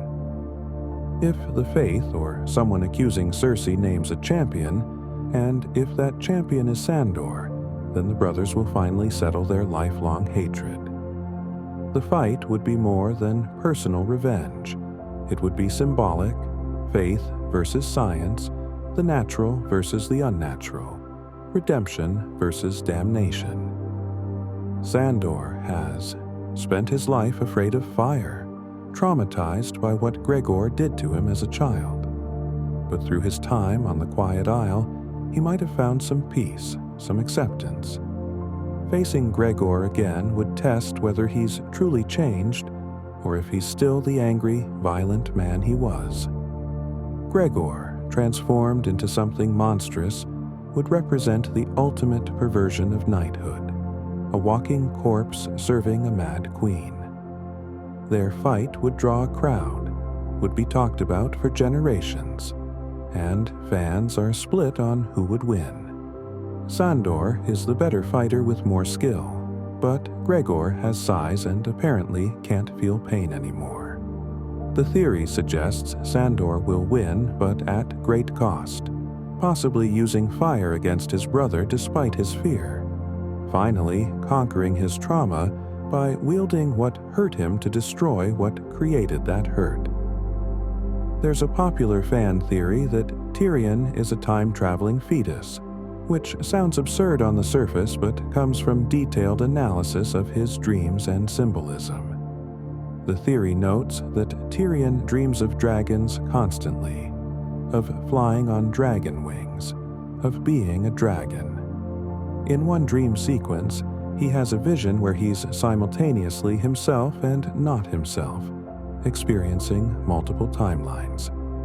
The theory is mostly poetic, suggesting Tyrion represents the reader's position, someone who seems to know more than he should, who makes references that shouldn't make sense in his world. It's less a serious prediction and more a commentary on how Tyrion functions as a bridge between the reader and the story.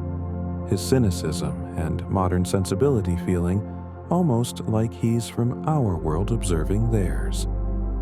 But some fans have built elaborate arguments for literal time travel, pointing to the series' established magic, to Bran's ability to affect the past, suggesting maybe more is possible than we know. The more serious theory about Tyrion isn't time travel, but rather the secret Targaryen hypothesis we touched on earlier, but deserves deeper exploration.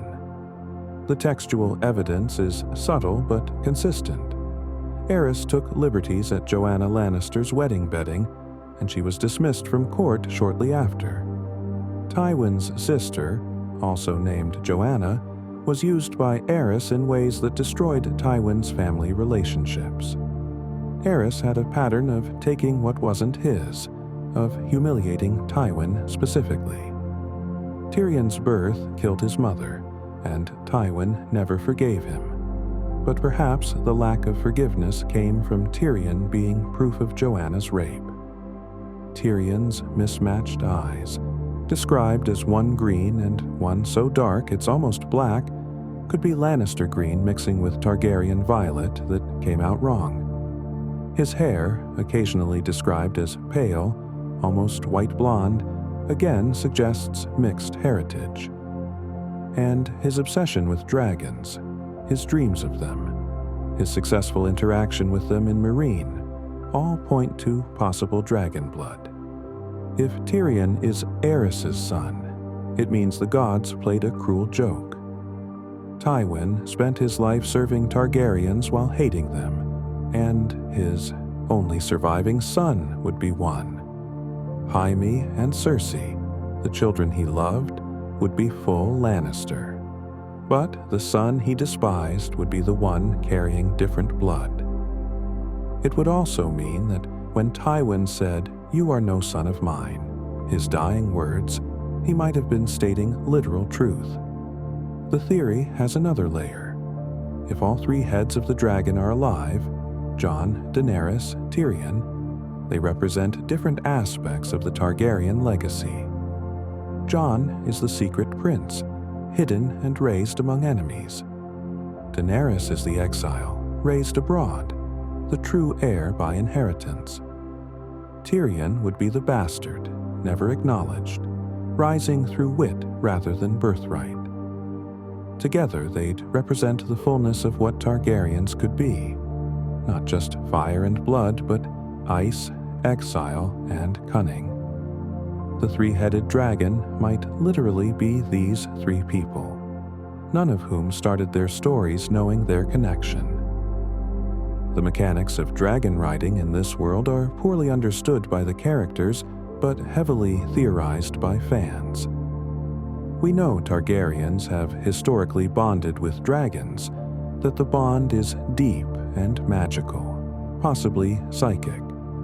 We know dragons are intelligent, more so than most people assume. They choose their riders as much as riders choose them. Drogon bonded with Daenerys, but he's also independent, leaving her for long periods, learning to hunt on his own. Viserion and Rhaegal haven't bonded with anyone yet in the books. They were locked in the pyramid by Daenerys after one of them killed a child, and they're growing larger and more dangerous in captivity. The theory is that they'll break free, and when they do, they'll be looking for riders of their own. The Dragonhorn Victarion has might force a bond, but forced bonds are unstable, dangerous. A true dragon rider has to be accepted by the dragon, has to form a mental link. If Jon and Tyrion both have dragon blood, they might be able to approach Viserion and Rhaegal and offer themselves. The dragons might recognize them, might feel the pull of shared blood, and the bond would form naturally. But there's another theory about dragon control that's darker. Euron wants to control dragons through the horn, through magic, through force. He doesn't care about bonds or consent, he wants weapons. The horn kills whoever blows it, but binds the dragon to the horn's master.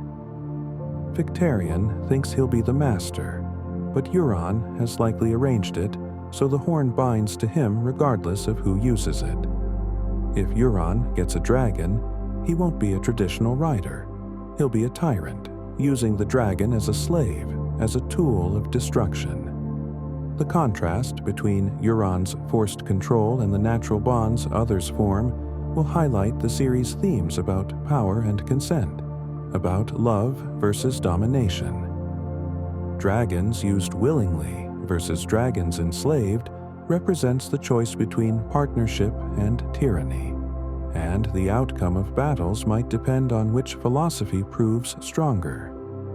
It's possible a dragon under force will rebel, will resist, making it less effective than one who chose its rider.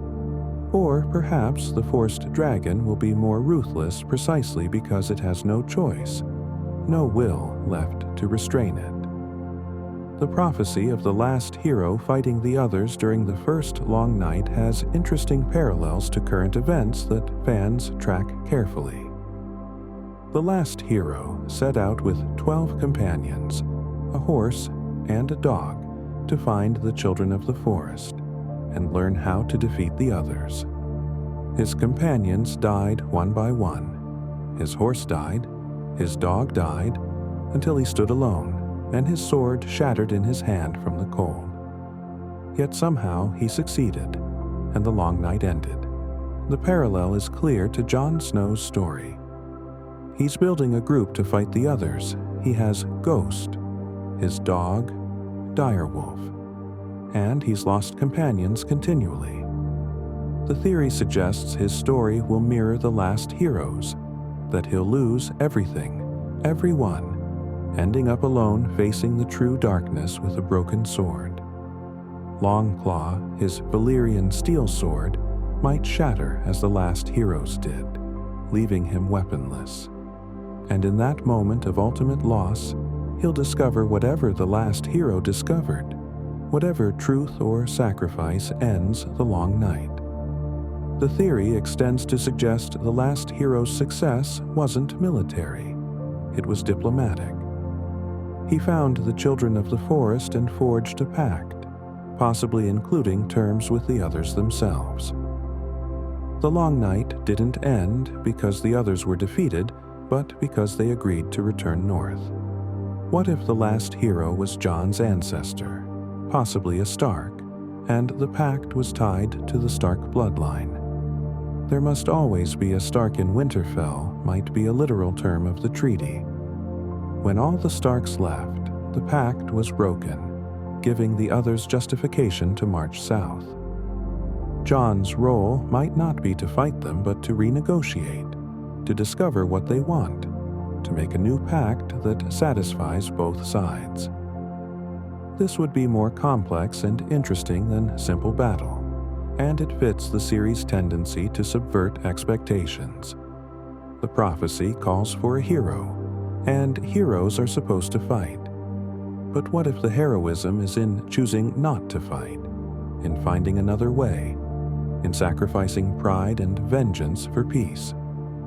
The Night's Watch Oath includes the line, "I am the sword in the darkness, the watcher on the walls, the fire that burns against the cold, the light that brings the dawn, the horn that wakes the sleepers, the shield that guards the realms of men."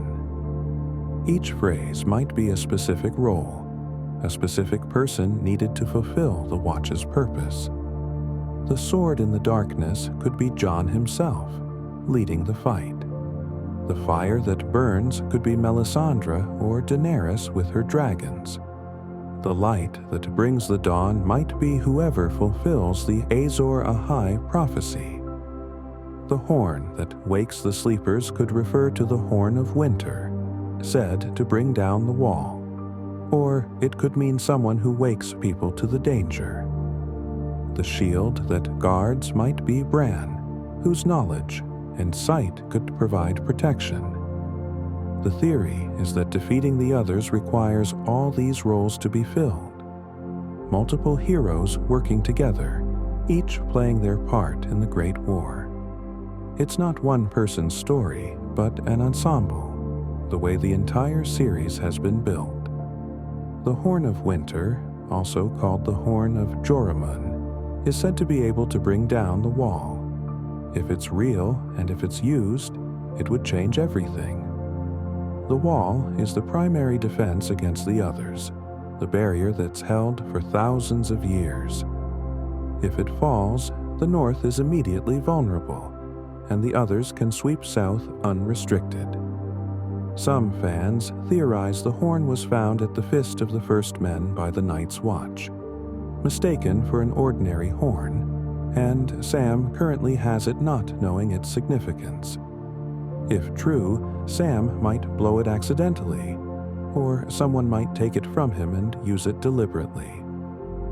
The theory about why someone would bring down the wall centers on desperation. If the others can't cross it through conventional means, if they're stuck north, then the war is at a stalemate.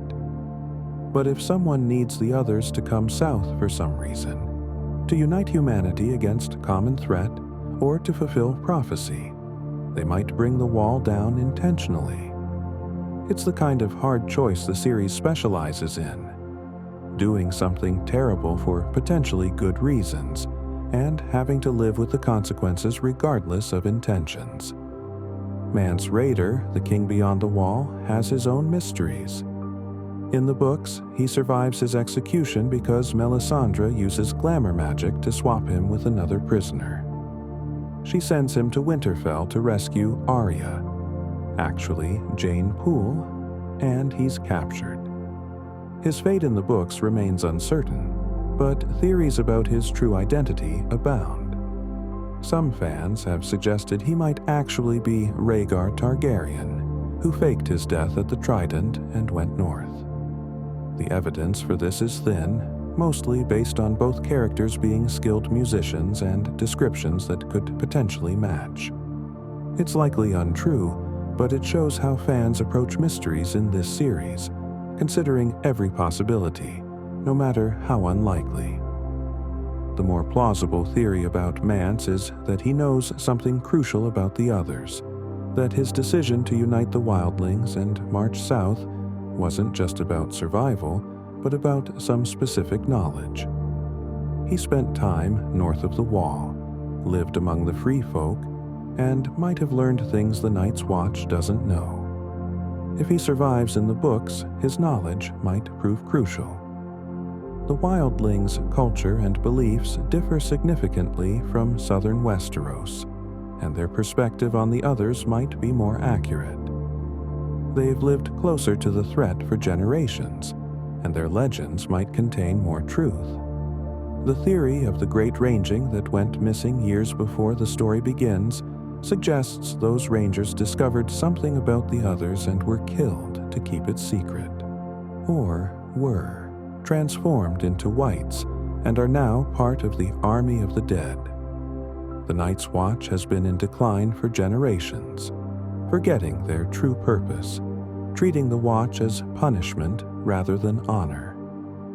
The theory suggests this decline was intentional, orchestrated by someone who wanted the Watch weak when the others returned. The Meisters might be complicit, sending their worst to the wall, ensuring the Watch remains undermanned and ineffective. If so, it's a conspiracy that's been running for decades or longer, patiently weakening the realm's primary defense against the long winter. The Isle of Faces and the Green Men return to our theories because they're too mysterious to leave alone. The island sits in the God's Eye, a lake south of the Trident in the Riverlands. It's where the pact between the children and the first men was supposedly made, where the treaty was signed that ended their war. Weirwood trees still grow there, one of the few places in the south where they do, and the Green Men, an order of guardians, live there still according to legend, though no one in the main story has seen them. They supposedly have power over nature, can see through the trees like green seers. The theory is that they are the last children of the forest, or descendants of humans who learned the children's magic. If they exist, they've been hiding for thousands of years, waiting for something. Perhaps they're waiting for the others' return, or perhaps they're protecting something on the island that must never be found. When characters in the books go near the God's Eye, there's always a sense of being watched, of old things stirring. The theory suggests the island will become important in the endgame, that someone will need to go there to learn something crucial or retrieve something necessary to win the war.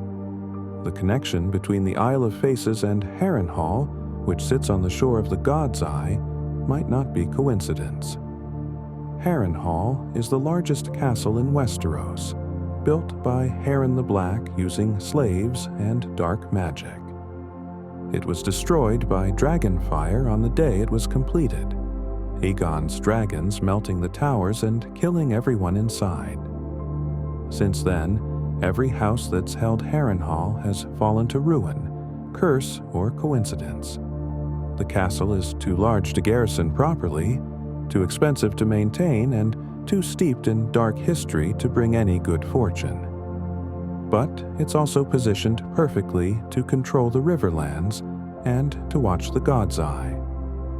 The theory suggests Harrenhal was built specifically to watch or control the Isle of Faces, that Harren knew something about what lay there and wanted to claim it. His use of dark magic in the construction might have been an attempt to counter the green magic of the island.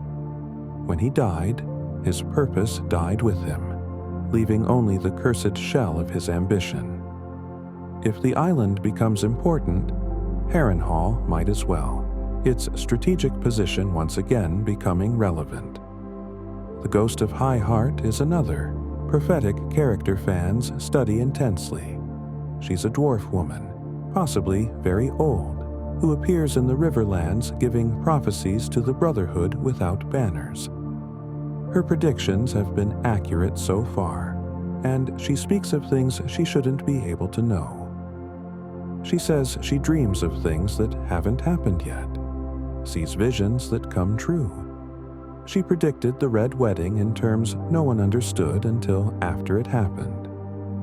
She speaks of a maid at a feast with purple serpents in her hair, which was likely about Sansa and the Purple Wedding, though Sansa wasn't directly involved in the poisoning. She sees a man without a face waiting on a bridge, which could be Jaqen or another faceless man. Every one of her prophecies is studied by fans, analyzed for future events. The theory about her is that she's part child of the forest, that she has their blood and therefore their sight. She's tied to the Weirwood network in some way, getting visions from the trees or from the old gods themselves. If true, she's one of the most powerful seers in the story, possibly more accurate than Melisandre, because she's not filtering visions through religious bias. The High Sparrow and the Faith Militant represent something new in the political landscape. The Faith of the Seven hasn't had military power in centuries, not since the Targaryens forced them to disband their orders. But Cersei, in her short-sighted attempt to arm allies against the Tyrells, gave them back that power. The High Sparrow quickly turned on her, imprisoning both her and Margaery, putting them through humiliation and trial. In the show, this ended with Cersei blowing up the Sept with wildfire, killing everyone. But in the books, the situation is more complex, and fans theorize about the High Sparrow's true agenda. Is he really a simple holy man who rose from the people, or is he playing a deeper game? Some theories suggest he's working for someone, possibly Varys or Littlefinger, using religion as a tool to destabilize the crown. Others think he's genuine but dangerously fanatical, willing to cause civil war in the name of faith. Either way, he represents the power of the masses, the ability of commoners to threaten nobles when organized under the right banner. The theory about the endgame of the Faith Militant storyline in the books suggests it won't end as simply as in the show. Cersei might still try to use wildfire, but she might fail, or the consequences might be different. The Faith has the support of the people, which is something none of the noble houses can claim. If a true war breaks out between the Faith and the Crown, the realm could tear itself apart from within while the others march south. It's the kind of irony the series excels at, humanity destroying itself over religious differences while an existential threat approaches that doesn't care about their gods. The theory suggests someone will have to broker peace between the faith and crown, possibly a returned Stark, someone the people trust and the nobles respect. Or perhaps the coming winter will be what unites them. The threat of starvation and freezing making religious disputes seem petty in comparison. Tyenna Merryweather, a minor character in Cersei's POV chapters, has attracted theories beyond her apparent role. She's a friend and confidant to Cersei, someone Cersei trusts more than she should. But some fans theorize Tyenna is a spy, possibly working for Varys or the Tyrells, feeding information to Cersei's enemies while seeming to support her. The theory points to how Tyenna encourages Cersei's worst impulses, reinforces her paranoia, and subtly guides her toward destructive decisions. If she's deliberately manipulating Cersei, she's doing it masterfully, being the voice that tells Cersei she's right when she's most wrong. It would make her one of the most effective players in the Game of Thrones, someone operating entirely behind the scenes, never drawing attention to herself. The reveal of her true allegiance, if it comes, would recontextualize many of Cersei's mistakes, showing how she was guided toward her own destruction by someone she thought was a friend. The coin Arya received from Jaqen, the iron coin she shows to the ship captain and says, Valar Morghulis, opens doors everywhere. The captain's fearful reaction suggests the faceless men are respected and feared far more than as simple assassins. The theory is that they're more like a secret society, with connections and influence throughout Essos and possibly Westeros. When Arya shows that coin, she's identifying herself as part of that network, and people respond accordingly. It raises questions about how deep their influence goes, how many people owe them favors, how many political events they've shaped over the centuries. If they caused the doom of Valyria, that's influencing history on a massive scale. What else have they done? What other empires have they toppled? What other kings have they killed? All in service to the many-faced god.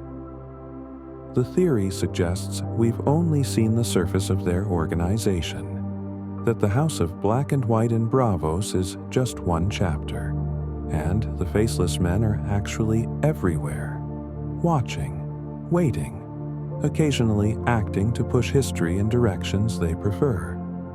Syrio Forel, Arya's first teacher, died defending her according to the books. Or did he? We never see his body, and he's fighting Meryn Trant, a skilled knight but not legendary. Syrio, first Sword of Braavos, one of the greatest fighters alive, armed only with a wooden practice sword.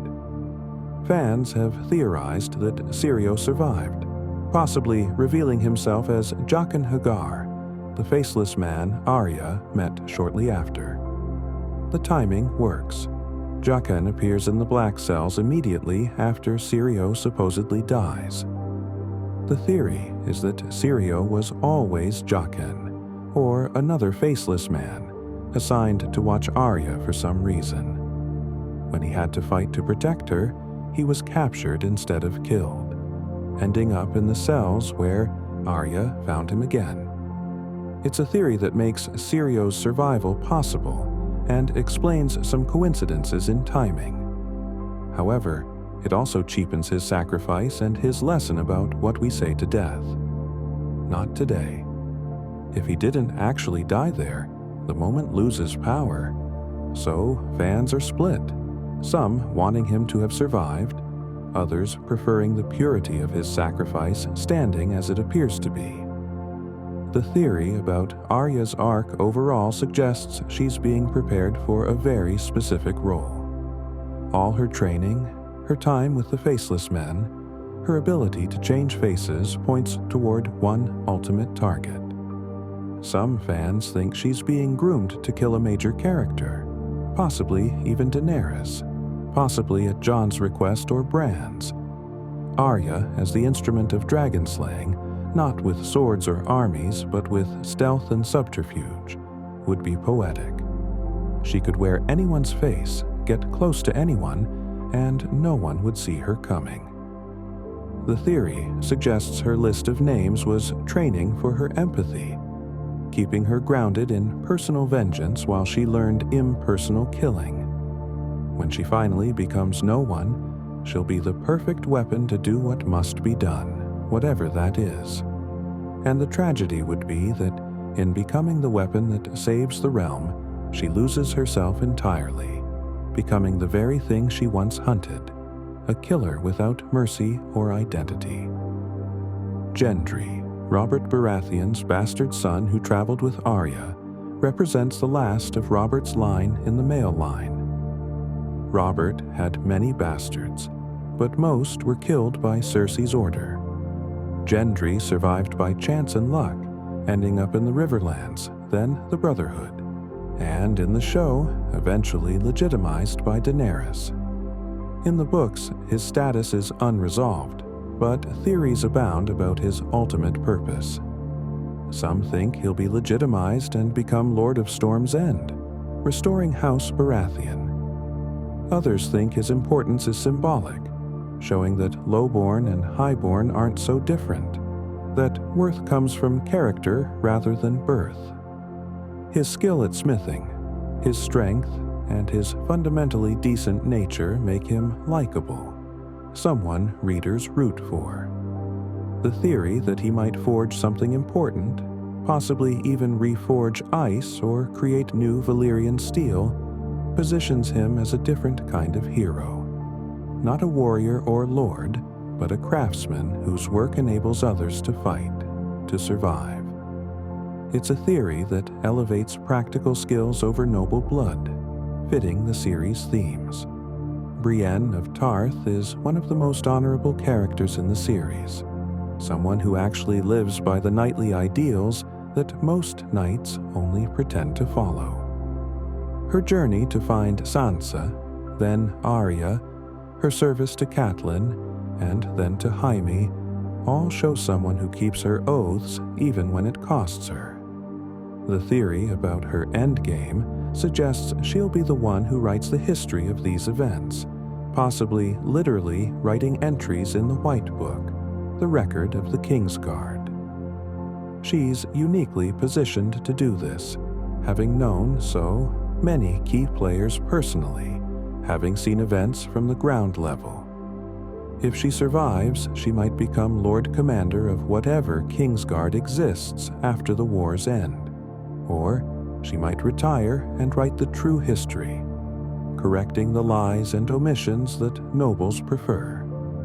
It would be a fitting end for someone obsessed with honor and truth to ensure the truth is recorded, that the real heroes are remembered while the false ones are exposed. Her relationship with Jaime is one of the most complex in the books, built on mutual respect that grows into something deeper. Jaime's character development owes much to Brienne's influence, her insistence that oaths matter, that honor isn't just a word. The theory about them is that they'll both survive but be forever separated, each having changed the other, but unable to be together because of duty or circumstance. Or perhaps one will die saving the other, a final act of sacrifice that proves their connection. The tragedy would be that they found in each other what they'd been searching for all along, someone who truly saw them, but the world wouldn't allow them to keep it. It's the kind of bittersweet ending the series promises, where love exists but can't triumph over everything else, where doing the right thing means losing what you want most. Podrick Payne, Brienne's squire in the books, is a minor character who's attracted fan theories through sheer likability. He's loyal, brave, and seemingly ordinary. but he survives situations that should kill him. He was a squire to Tyrion during the Battle of Blackwater and saved Tyrion's life. He stays with Brienne through her quest, never wavering even when captured by Lady Stoneheart.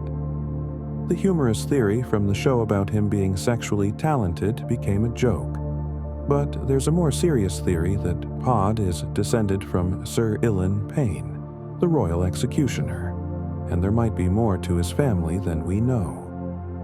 It's a thin theory, but in a series where every minor character seems to have hidden depths, it's not impossible.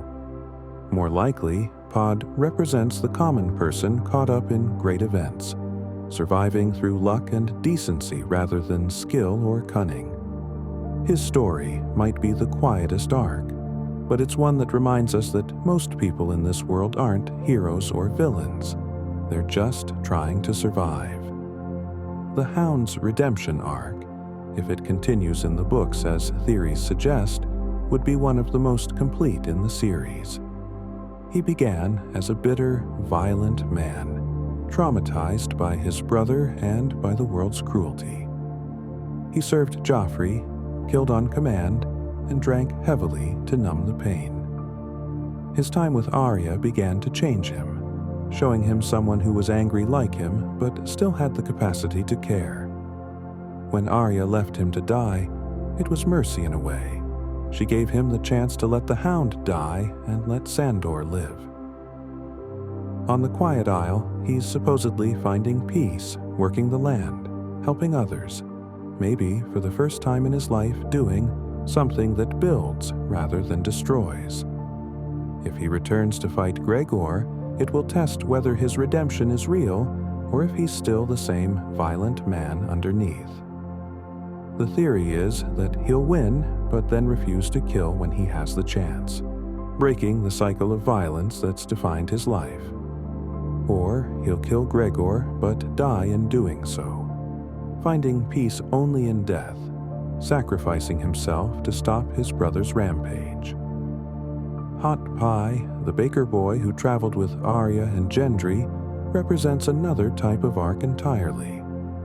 He's not a fighter, not particularly brave or skilled, and he knows it.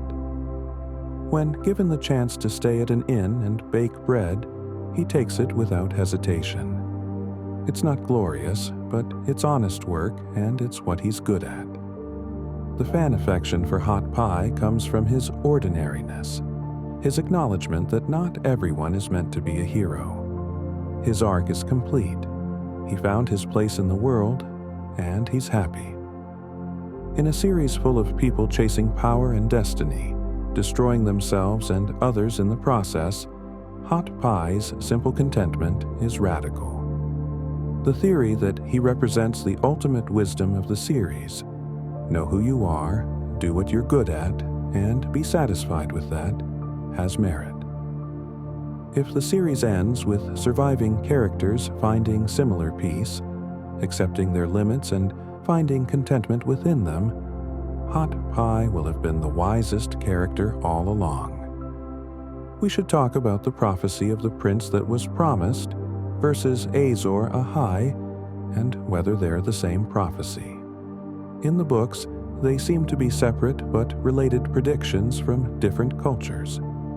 The prince that was promised comes from Targaryen prophecy, passed down through their line. Azor Ahai comes from the religion of Rahlor, from Ashai and the East. Both speak of a hero reborn to fight darkness, but the details differ slightly. Some fans theorize they're describing two different people, two heroes needed to work together.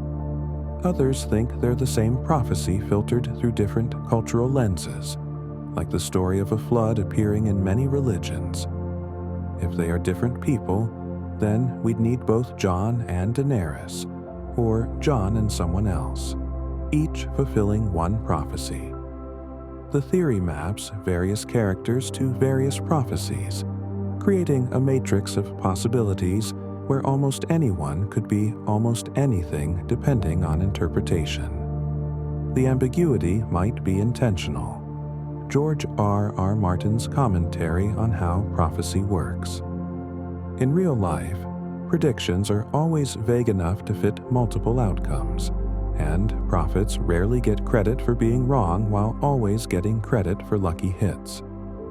The theory is that all these prophecies will technically come true, but in ways no one expected, and multiple characters will fulfill them partially, and the realm will be saved not by one hero but by dozens of people making the right choices at the right times.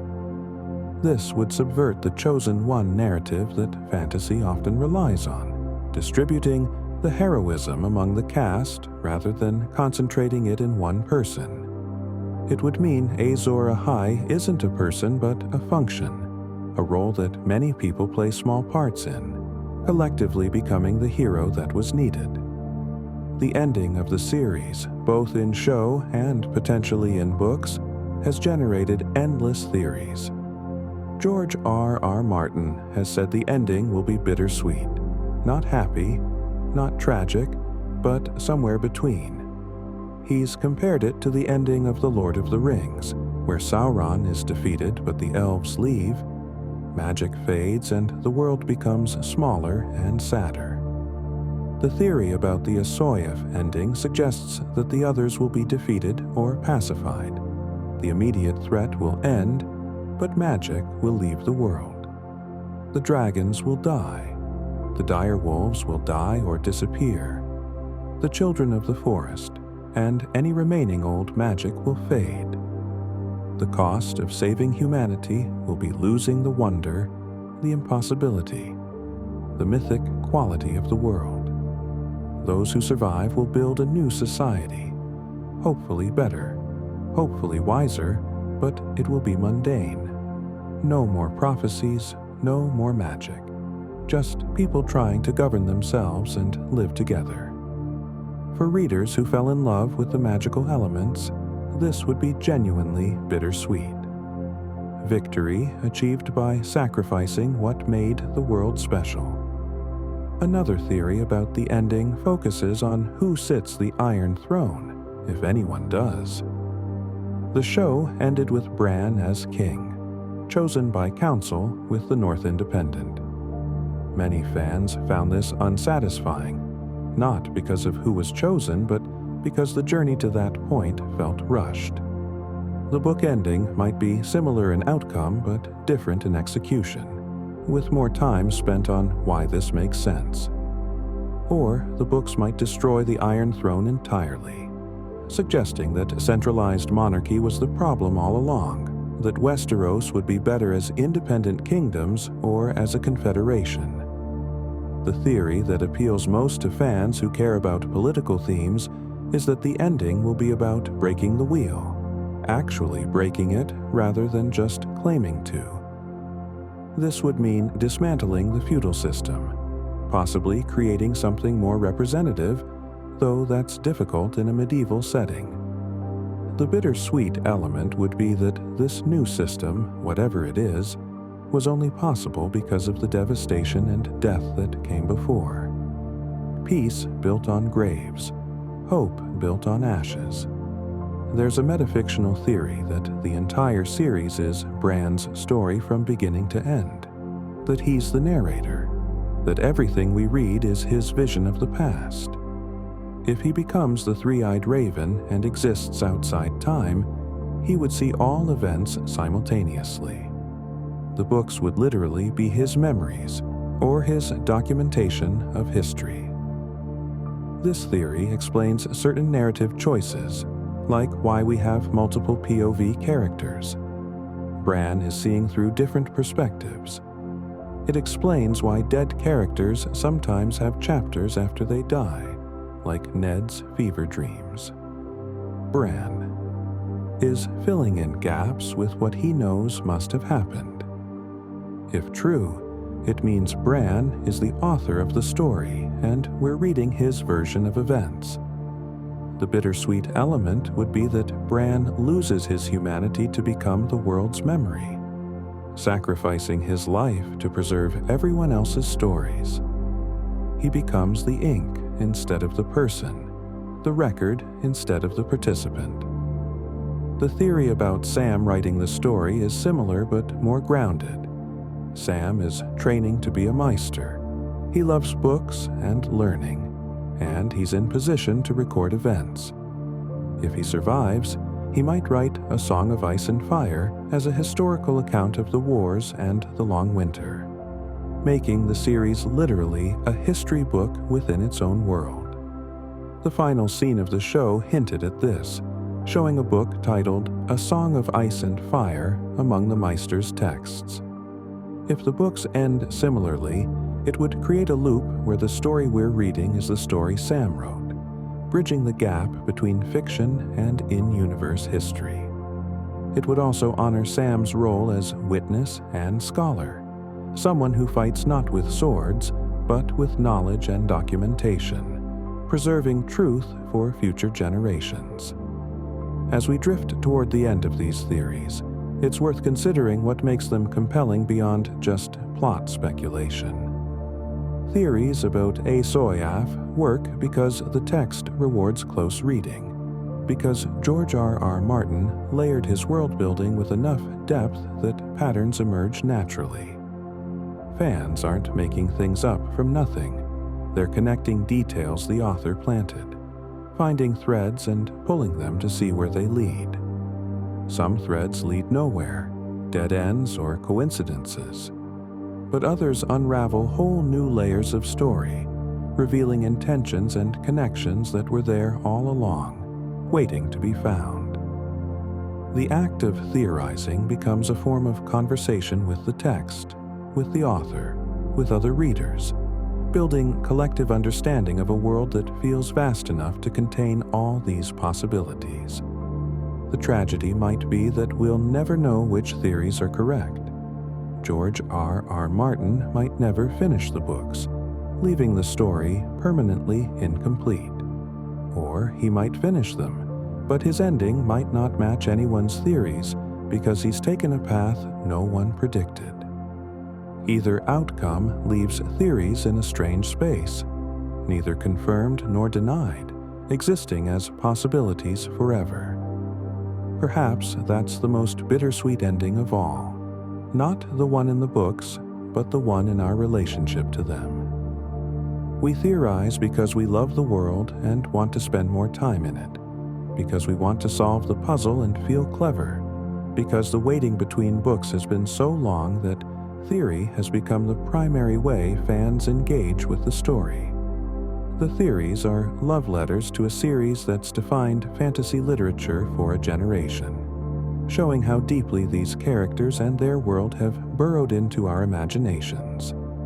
So, as you fall asleep, let these theories wash over you like waves, each one carrying its own truth and its own uncertainty.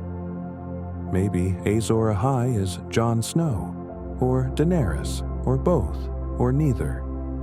Maybe the Night King wants revenge, or wants peace, or wants nothing but the cold silence of death. Maybe dragons will save the world or destroy it. Maybe the throne will be won or broken. Maybe the wheel will turn forever or finally stop. In the space between waking and dreaming, all theories are equally true, all outcomes equally possible. The story continues in your mind, in all minds that have touched these books, these theories, this vast web of what-ifs and maybes.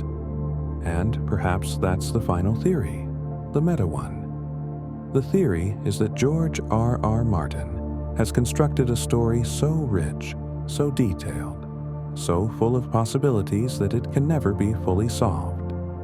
There will always be mysteries, always be questions without answers, always be room for interpretation. The beauty isn't in the resolution, but in the exploration, in the journey through possibilities, in the conversations between fans about what might be true. The show gave us an ending, but the books may give us something different, or they may never finish at all, leaving the story permanently in the realm of potential. And maybe that's appropriate for a series called A Song of Ice and Fire, because songs don't have endings, they have final notes that echo, leaving the listener to imagine what comes next. As you drift into sleep, let these theories swirl through your mind like snow, each one a possibility, a path not taken, a truth that might exist in the space between pages. The Game of Thrones continues in the imagination of everyone who's read the books, watched the show, wondered about the what-ifs and the maybes. Winter is coming, but so is spring eventually. The wheel keeps turning, and somewhere in Westeros, someone is making a move, playing their part in a game that never ends, that continues as long as someone remembers the stories, the theories, the endless, beautiful complexity of a world that feels alive enough to surprise us. Good night, and may your dreams be full of dragons and dire wolves, of prophecies and possibilities, of ice and fire in perfect, precarious balance.